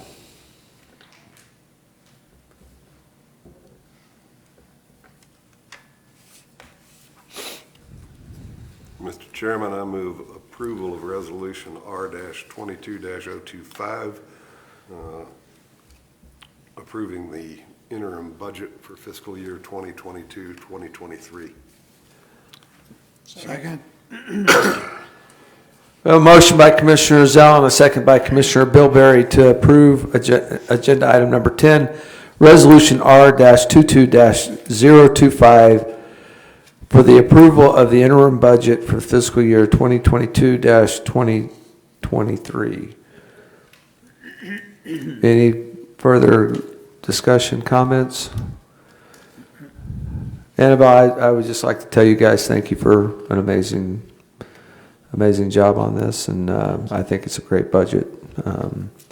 So thank you for all the hard work from everybody within the county family for working hard to put together a great budget. So with that being said, all those in favor say aye. Aye. Any opposed, same sign. Passes unanimously. Thank you. Now for agenda item number 11, this is resolution R-22-026, which is an approval of a budget adjustment for this current fiscal year 2022. We are requesting budget adjustments for line items that are in Exhibit A. These adjustments are for motor graders that were bought from a lease for road department and for their extended warranty, some vehicles for the assessor's department, land purchase, and an increase to housing inmates in other counties. Staff recommends approval. Commissioners, any questions for Ms. Annabelle? Mr. Chairman, I recommend approval of Resolution R-22-026 requesting approval of budget adjustments for 2021-2022. Second. Got a motion by Commissioner Bilberry and a second by Commissioner Zell to approve agenda item 11, Resolution R-22-026, approving the budget adjustment for 2021-2022. Any further questions or discussion? Seeing none, all those in favor say aye. Aye. Any opposed, same sign. Passes unanimously. Thank you. As for my last item, agenda item number 12, is resolution R-2227, which is an approval of policy for acceptance of debit credit cards or electronic means for payment. On May 4th of 2022, DFA did send out a memo, which is number 22-6, asking for all local governing bodies to adopt procedures and acceptance of payments by either credit card or electronic transfers. They had referenced the New Mexico State Section 6-10-12, which is where it mentions that the local governing body may accept payments by credit card or electronic means, and that we may charge a uniform convenience fee to cover that cost. And so this resolution and policy attached will allow Chaves County to continue accepting payments by credit card or electronic transfers, and this will help us be in compliance to turn in by our interim budget. Staff does recommend approval. Commissioners, any questions for Ms. Annabelle?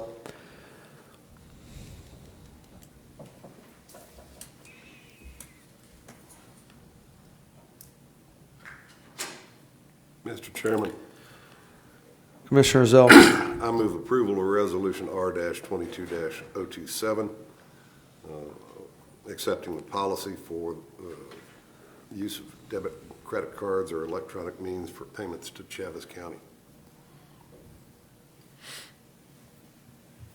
Second, Mr. Chairman. I have a motion by Commissioner Zell and a second by Commissioner Dana to approve agenda item 12, resolution R-22-027 for the policy for the acceptance of debit and credit cards or electronic means for payment for Chaves County. Any other questions or discussions on this? Seeing none, all those in favor say aye. Aye. Any opposed, same sign. Passes unanimously. Thank you.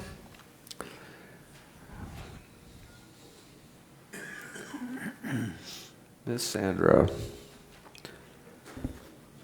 Good morning, Chairman, Commissioners. Agenda item number 13 is to award RFP 22-003 for inmate medical services. And number 2 is to award agreement 8-22-024 for inmate Medical Services. On April 7th of this year, 3 companies submitted proposals for RFP 22-003 for inmate medical services. An evaluation committee reviewed all proposals, rated all the written proposals. Formal interviews were also conducted with all 3 companies. At this time, staff recommends award be made to WellPath LLC and that the board authorize the chairman to execute agreement A-22-024 between WellPath and Chaves County due to the contract agreement starting in June. Staff recommends approval. Commissioners, any questions for Ms. Sandra? No, Mr. Chairman, I'll move to approve RFP 22-003 inmate medical services. Do you want me to put to execute agreement A-22-024 between WellPath and Chaves County? Second. Okay, we have a motion by Commissioner Dana and a second by Commissioner Zell to approve agenda item 3, which is RFP-22-003 in awarding this contract to WellPath LLC. Is that worded properly enough? Yeah. Any other questions or discussion? And should we have also authorize the chairman to execute the agreement? It's in the staff summary. Okay. But yeah. And it was in the motion. Yeah, okay. All right, all those in favor say aye. Aye. Any opposed, same, passes unanimously. Thank you. Item number 14 is to award RFP 22-004 banking services. Pioneer Bank of Roswell, New Mexico was the only proposal received under this RFP. Staff found the proposal responsive to specifications, and the evaluation committee conducted the review of the proposal, giving the offer a total of 88 points out of 100 possible. Staff recommends award be made to Pioneer Bank. If awarded, an agreement will be on the agenda for consideration at the next commission meeting. Staff recommends approval.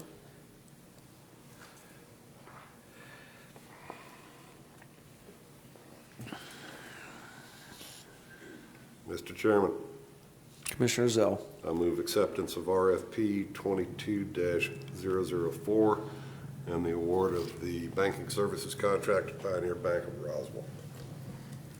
Second, Mr. Chairman.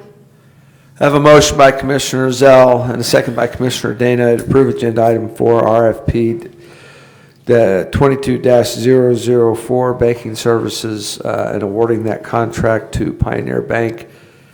And I would just like to say, I'll say it after we take a vote. Any other questions or discussion? Seeing none, all those in favor say aye. Aye. Any opposed, same sign. Passes unanimously. I appreciate our local bank, Pioneer. This is a big job that they do for all of our local governments, and it shows you that since they're the only ones that actually put in an RFP for it, it's not something that all of our banking institutions around here look forward to doing and working as diligently and as hard for our governmental entities. And I really appreciate our Pioneer team here in Chaves County in the state of New Mexico for stepping up to the plate and doing great things for our community. So thank you. Thank you. Mr. Chairman, Commissioners, agenda item number 15 is for an appointment of a member to the Joy Center Board of Directors. 3 members of the Joy Center Board of Directors are appointed by Chaves County. Presently, those members are Ms. Rita Kane Dorhofer, Mr. Robert McCray, and Ms. Phyllis Fix. Mr. McCray, who is the community representative on the board, is terming out August 2022.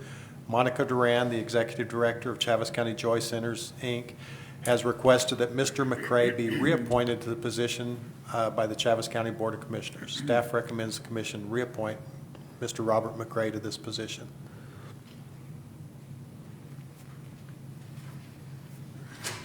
Commissioners, any questions?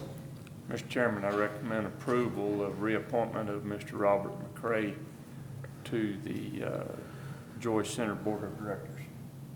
Second. A motion by Commissioner Bilberry and a second by Commissioner Taylor to approve the appointment of Mr. Robert McCray to the Chaves County Joyce Center Board of Directors. Any other further questions or discussion on this? Mr. Chairman, Commissioner Zell. if he's terming out, do we have the authority to reappoint him? Yes.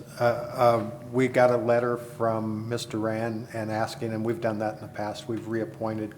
It's just their term is only good for 2 years, but they don't have term limits, I guess. Oh, okay. All right. Good question.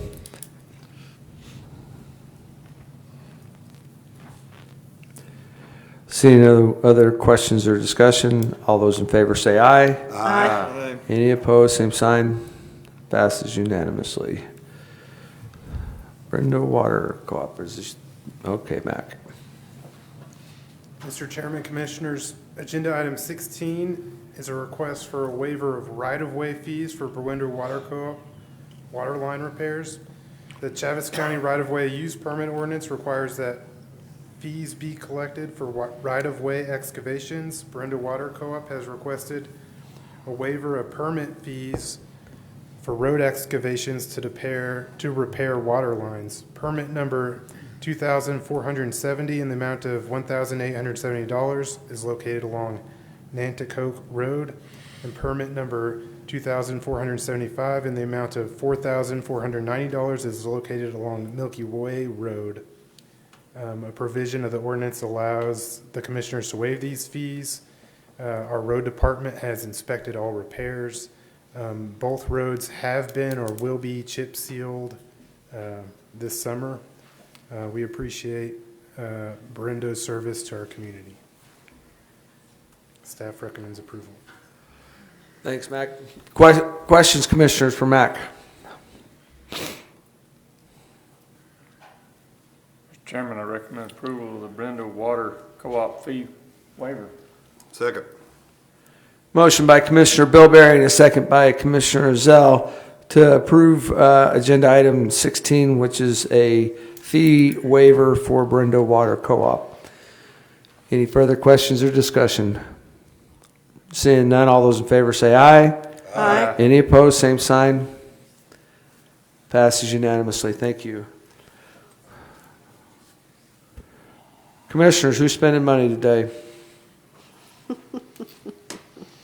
Mr. Chairman, I recommend approval of checks in the amount of $2,598,521.23.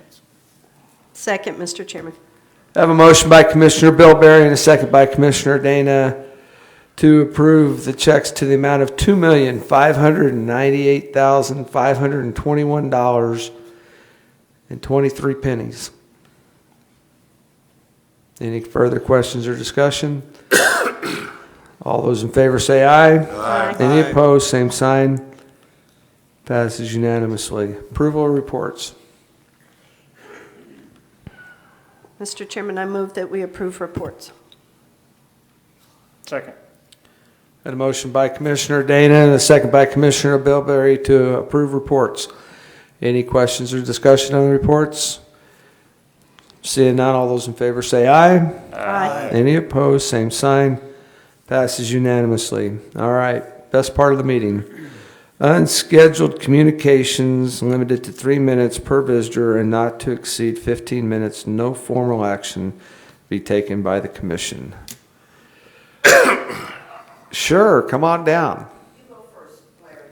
Oh. I'm going to be long-winded. No, you have 3 minutes. No, I have more. Okay, you can't have more than 15.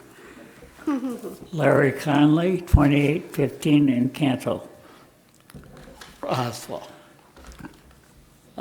First of all, thank you for the commission for the condemning the properties. Thank you, Louis, for finding those properties. I know that monies are tight and there are negotiations going on with the city. I'm afraid that before the the 75th anniversary festivities, July 4th, that we're going to have to do something about my favorite property on South Main. And I was hoping that you might approve moving an empty bucket out there right before the tourists start going down Main Street. Empty bucket. They could stop and say, see what we're doing? We'll have a bucket here. So that's my request. Thank you. Thank you, Larry.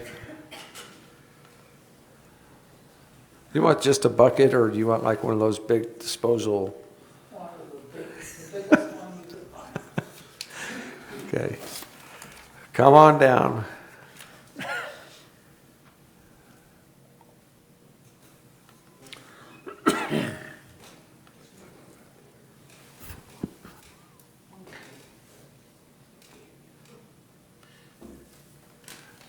Good morning, Commissioners. I'm Rita Kane Dorhofer. I am representing Keep Chaves County Beautiful. I am the secretary, I am the litter control person, and I am the education person, and I help write the budget. Okay, Miss Rita, I can't let you go any further without stating your I am address. Rita Kane Dorhofer, very narrow, unstriped Chicago Cubs mailbox, Mark Road. Thank you. 2 weeks ago, everybody was in here talking about their budget, what they needed, what they didn't, and we had other people in here asking for money. And you asked me if I was going to come up. No, I do not ask for money. This is what I am asking for the commission for Keep Chaves County Beautiful. I am asking for time. I need Joe West's time. He does a lot for us. He won't admit it, but he does. Facility maintenance, they do a lot for Keep Chaves County Beautiful.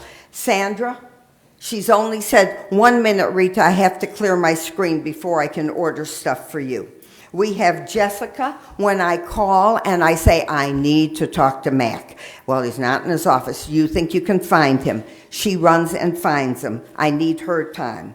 There is Ellie and Robert. Oh, Ellie left. They are our detention people, and they pick up the bags of trash when I have all of my cleanups.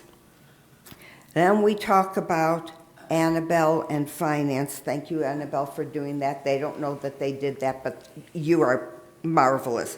I use finance. They are starting to charge rent to me to sit in the seat by George so we can get everything done. I use a lot of their time, but they also test my baked goods. How was that today?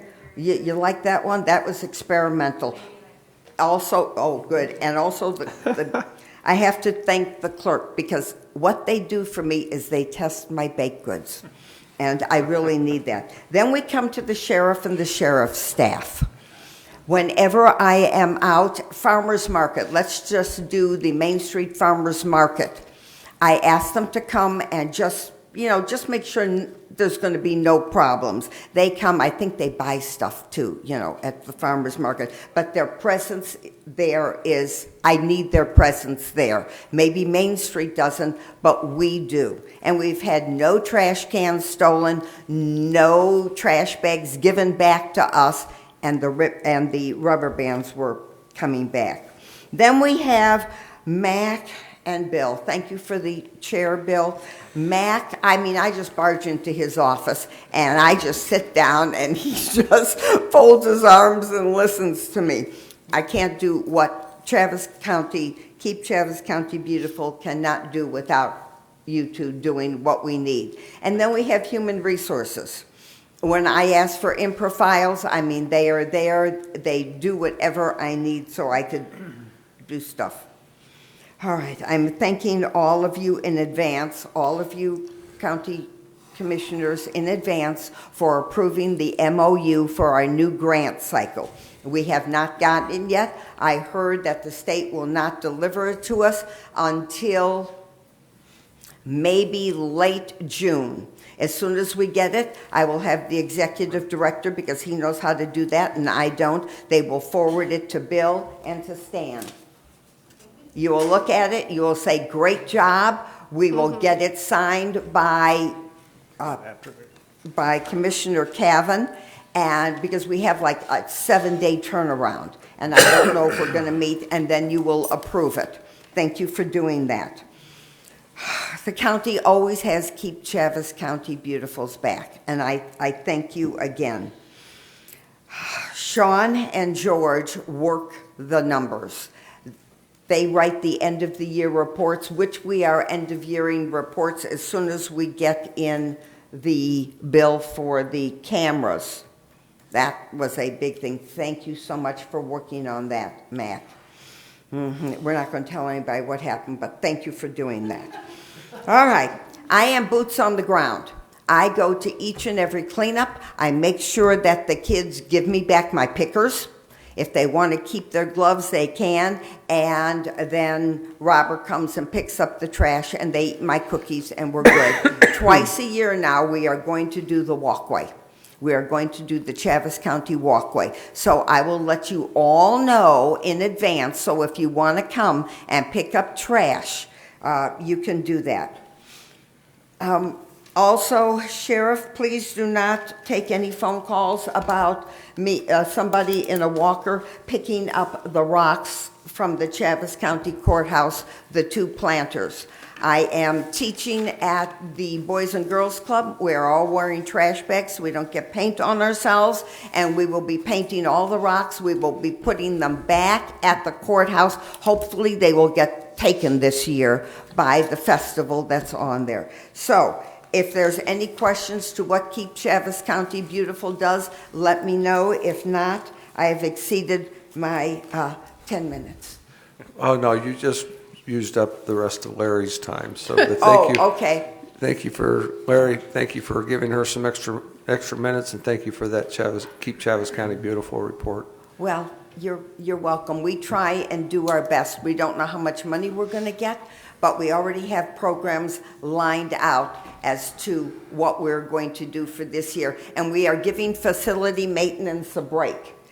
We're not ordering any plants, shrubs, trees, anything, so they can take a break, so they can get caught up on everything that they need to do. Do they know about they don't know about the budget adjustment facility? Okay, that's between us. All righty.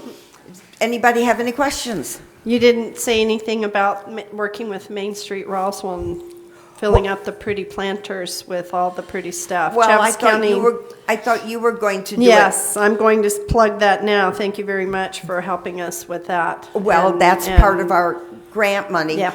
And for those of you that don't know, thank you for not taking me off the Joy Center board. Midway loves, I say, us, because Dara has been there several times. The extra plants that we had, we planted in Midway Joy Center. Dara has come and chatted with them. Tony is after Dara, by the way, but Yes. I can handle that. I have a secret admirer now. Yeah, He's yeah. not so secret. Yes, not so secret. And we are trying to do things with the Midway Joy Center. We are going to, shall I say, we are going to try and increase the number of people. I am going to ride with the Meals on Wheels and actually talk to all the people in Midway that used to come to the Joy Center. We're going to have an open house, of which Keep Chaves County Beautiful will provide the trash and the cookies, and hopefully the sheriff will provide support. Yes. They'll have their regular meals. I already told him he was. So he already agreed. Yes. Oh, good. Yeah. Oh. Yes. Well, what if I asked? I got No to. cookies for you. But anyway, we're trying to increase. We are looking for ways that we can get internet out there. They do not have internet, and they cannot piggyback on the Midway Fire Department, because that's a special fund that they get money for their internet. But it's looking nice. Oh, and we paved Dara and I took a picture. And we paved the parking lot there. So the Joy Center is very important. And I'll be back later to talk to you about what the city's going to do with the Joy Center here. And I would like to do it to the county, since 3 of them are in the county. Any more questions? Thank you, Ms. Rita. Larry, did you have a comment on that? She took my time from June, July. I think she did. Rita, thank you for everything you and everybody else do, so. I need to report him. He is harassing me about the Cubs. Oh. All right. Anybody else? Kian? Oh, I'm sorry. Go ahead. Yes, so my first visit here, thank you. My name is Bruce Young, and I live at 208 Coddington. And I have a question and some issues about the landfill. Am I to understand that the landfill will no longer be granting free firewood for scavenging? You know, I've been using it for the last 15 years to heat my home in the winter. The landfill is something that we don't, at the moment, I mean, we're considering doing a Chaves County landfill, but that won't be anytime soon. But that's the city of Roswell's. So it's a city affair rather than a county affair. Okay. Correct. Well, let me just make a comment then, since this is, I guess, moot, but since the landfill decided to raise the price on returning tires, have anybody noticed out in the county that the proliferation of used tires has increased? We have. We have. So, we I have mean, to it pick was them up. kind of like a, I don't know, non-productive move that they made there. But I apologize to the county. I didn't know that it was a city affair. We appreciate you sitting through this whole meeting and listening, but we are working on addressing that with our new city council and new mayor with the city of Roswell, so hopefully we'll get somewhere with I that. appreciate it because, well, I have a hard time being fixed income and such, heating my home with the electric bills. So I do appreciate the free firewood that the city has been providing for me. And if you could intercede on that, I would appreciate it. Thank you very much. We'll try and coordinate. We won't intercede. Well, I would suggest that he speak with the local, pond workers. Yes. Oh. the who? Good Lord. Yes. They've got wood piled up all over the place, and I'm sure that they'd be more than happy for you to come haul off. The orchards? Uh-huh.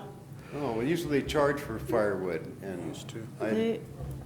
Well, I'm They're at a point now they need to remove a lot. Yes, We're they do. pressing them on removing a lot of it. Thank you very much. yes. Yeah. Thank you.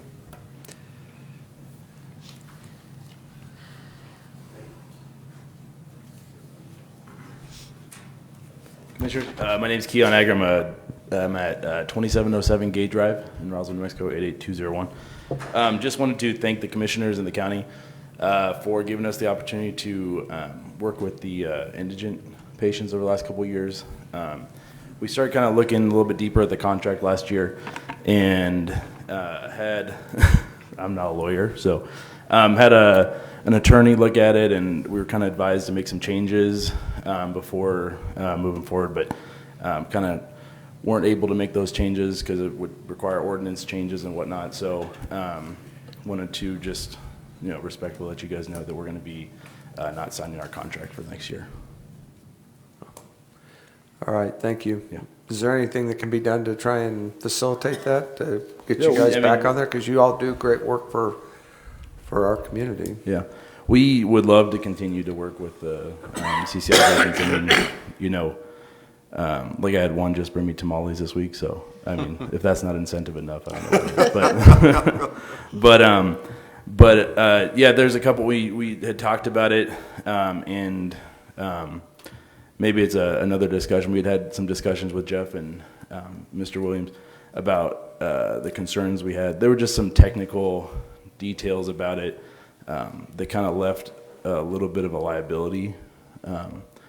Some things like just the scope of care, which is defined, which is just essentially treating life-threatening illnesses, and I think the other thing was replacement dentures. Those are the only two things that are defined as the scope of the care we can even provide. So, when we're doing other stuff for those clients, basically kind of put us in a spot where we're basically providing services that are not approved. And so those were some of the concerns we had. Okay. And we would love to continue working with the county if we could. We just need to make some adjustments. Okay. Yeah. Thank you, Ken. Yeah. Anything else?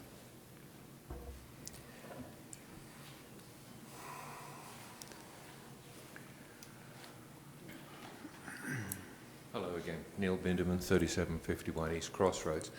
This is in the same vein as Rita and the gentleman with the firewood. I use the garbage compactor. I'm not exactly sure where it is. It's the end of the old Dexter on the 285. My truck knows the way. But the thing is, we've got a lot of people who are ignoring the big signs, don't put any garbage down, and we're getting car tires, couches, TVs. The last time I was there, somebody had obviously re-shingled their house because there were several tons of shingles there. Is there any possibility we could get surveillance cameras there to try and catch these dumpers? That's we're, one of the... we're working on that right now. Perfect. That's all I wanted to know. Thank you. All right. Thank you, Neil.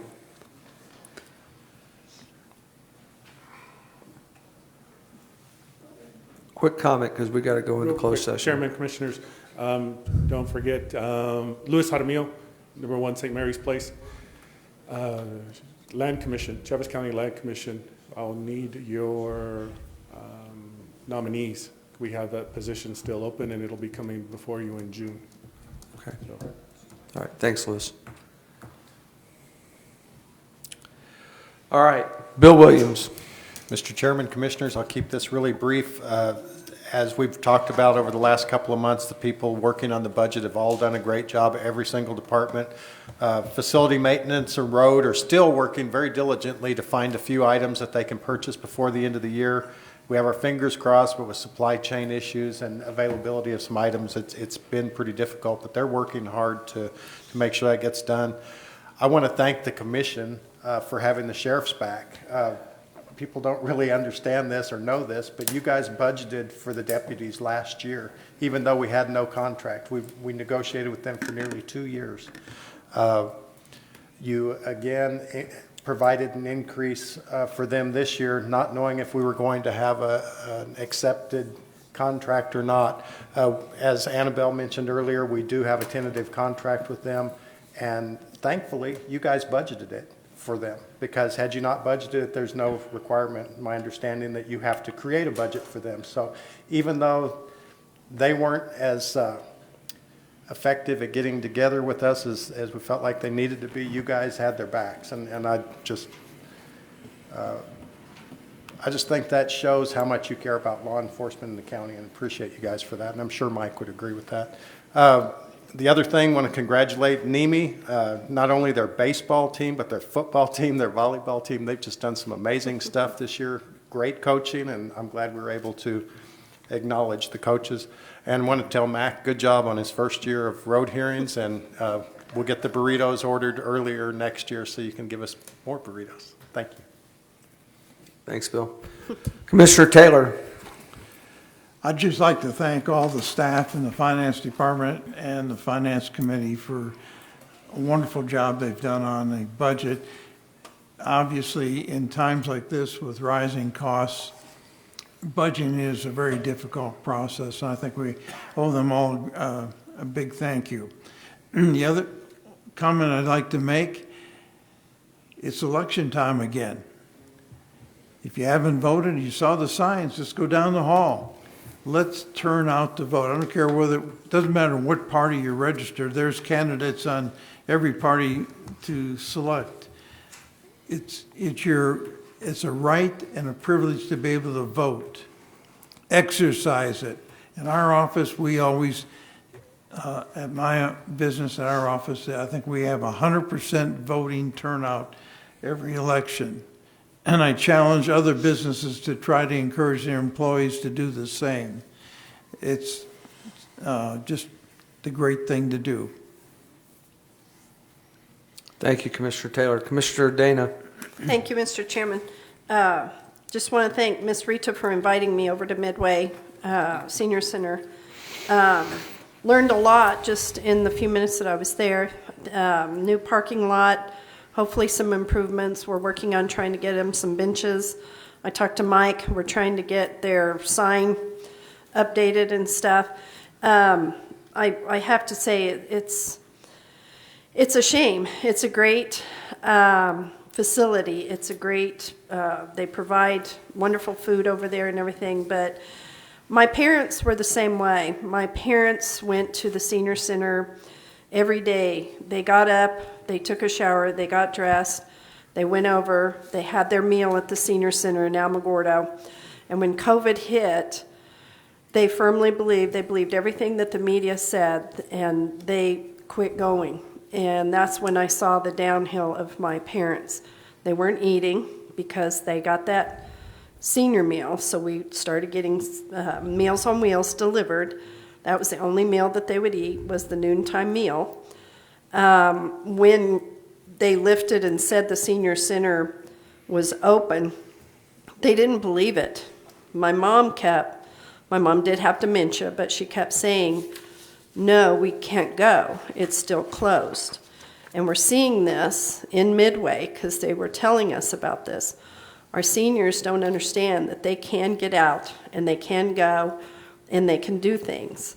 And it's a shame. It's a shame. I firmly believe that was the downhill of my parents, was they believed everything that the government and the media told them, that everything was closed and you can't go anywhere. So I'm hoping with the improvements, with the open house, with maybe, the new benches, I'm working on that, the new sign, we're working on that, Mike and I, just to let seniors know that you can get out. The facility is open. The food is there. It's time to start living again, and we have to make sure that our seniors know that. Also, our Chaves County 4-H sharpshooter, their 22 pistol team, led by John Thosen, is going to nationals. They won state. They're going to nationals in Nebraska. They have to fundraise over $8,000. I have tickets here if you'd like to buy tickets and help our little 22 pistol team. They were so excited, and they had such a wonderful time in Raton at the Whittington Center, and now they get to go to Nebraska. And like I said, it's over $8,000 to get these kids there, so I'm helping them fundraise because they shoot at our facility, trap, skeet, and then the 22s over at the SAS. So let me know if you need something. But thank you again, our staff, our staff and our budget. I appreciate everything that you guys have done for us. We have worked very hard to keep and live within our means here in Chaves County, and we did it while also getting some new equipment and helping our law enforcement and our offices, but also giving raises, much needed raises to our people that work here. So thank you very much. I appreciate it. I know they appreciate it. And thank you for our Chaves County family. We work very well together. Thank you, Mr. Chairman. Thank you, Commissioner Dana. Commissioner Zell. I'd just like to thank Annabelle and Lucille for all the work they did and their staff on bringing us this great budget, and appreciate all the efforts of the department heads to suffer under Annabelle's whip. But we've got a good budget, and I am convinced, good stewards of the taxpayers' dollars. So thank you all very much. Thank you, Commissioner Zell. Commissioner Bilberry. I don't know that I could add anything. It's already been said. Just thank everyone for their hard work and continue on. And please encourage people to go vote. It's very important. Thank you. Thanks, Commissioner. I would just echo everything that's already been set up here. With great budget, great hard work by our family to stay and live within our means, and it's great that we're able to get those raises out to the folks that take care of us here in Chaves County, and I'm really happy, excited that our law enforcement guys are going to get the well-deserved raises that they've been looking for. but we have to stay within our means. So a great budget. Good job, everybody. Thank you, Commissioner Zell. The hard work everybody's done on that. I would just kind of, as we go into the Memorial Weekend, I just take some time just to remember the men and women, whether it's our law enforcement or our military folks. It doesn't matter. Those are the people that are out there that are working to keep us safe and protect us around the world and inside our own borders. And so we need to be sure over the weekend to take the moment to think of and pray for and show appreciation for those people that put their lives on the line. Because it's a crazy world we have out there, and I appreciate Commissioner Bilberry putting Uvalde in our prayers this morning. It's a tragic. I would tell you it was a tragic, preventable event over in Uvalde. It's absolutely preventable if we take the measures to do that. And that means that we need to start protecting our schools like we protect our concerts and like we protect our banks and like we protect our sporting events and those deals. We don't do that for our public schools, and we absolutely have to get our behavioral health issues under control in this country, or we're going to have more of those. And you can blame it on the weapon, the device. You can blame it on whatever you want to, but when it comes right down to it, it's the personal endeavor to do something of that nature. And these things that are happening in our schools, it's not because they're going in there to steal money or do anything. It's because they're trying to take a stand on whatever it is. They've played too many video games, or they've seen this happen at other schools, and our social media absolutely helps to promote that. And so we've got to do our due diligence into protecting our children, our schools, in these public places, and not blame it on any one type of device that is used. Had good meetings this last week with our WIR and NACO. Everybody here is very aware of the fires that we have going on. The fires that we have going on here in the state. I think at this point in time, without having the exact figures, we probably have had over 500, probably closer to 700,000 acres of forest wildlands that have burnt. And I'll tell you, one of the big things that has a lot of common factors to it is that these fires happening in our wilderness areas up north at the Hermit Peak fire up there in the Pecos Wilderness, and over on the west side in the Hia wilderness area. And that has to do with the fact that the federal government takes those and creates those wilderness areas, and they don't allow you to go graze it. They don't let you harvest it. They don't let you clean it up. And so what ends up happening? It burns. And then when that burn starts to happen, you can't really control it, as we can see that's what's going on right now. We were very fortunate in Lincoln County. The fire that happened, the McBride fire in Ruidoso, that was really the first one of the season that they could get their hands on quickly with the personnel and put it down. But it still was devastating. Over 200 houses burnt, everything. But we've got to get back to some common sense when it comes to protecting our forests and our lands. And that we out here in the West, I think, are the best stewards of taking care of our lands. We're the best stewards of taking care of our tax dollars. And you got to let us take care of business. Our ranchers, our farmers, our dairy guys, everybody, our landowners, they know how to take care of their land. Let them do it instead of putting handcuffs on everybody. Because if you don't, then you get what we're getting right now. So we're going to keep. I know my fellow commissioners here and a lot of the commissioners around the southern part of New Mexico, we're all working hard to do our part and to try and stave off some of these incredulous attacks on us. But we can only do so much, and we just have to get the word out there and educate people on letting us do what's best for this country. With that being said, we are going to go into a closed session, and I want to just say, God bless this county, God bless the state of New Mexico, and God bless this country, and thank you all for being here today and the hard work you guys do for us. So thank you. With that, I'll take a motion to go into closed session.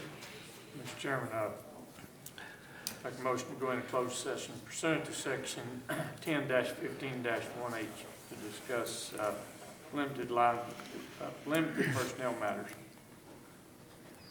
Second. We have a motion by Commissioner Bilberry and a second by Commissioner Zell to go into closed session pursuant to section 10-15-1-01 to discuss limited personnel matters.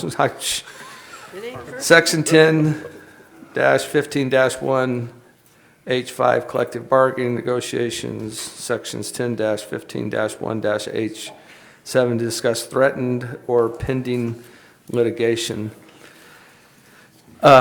Ms. Cindy, would you do a roll? I'm sorry. Oh, no action to be taken. Ms. Cindy, would you do a roll call vote? Yes.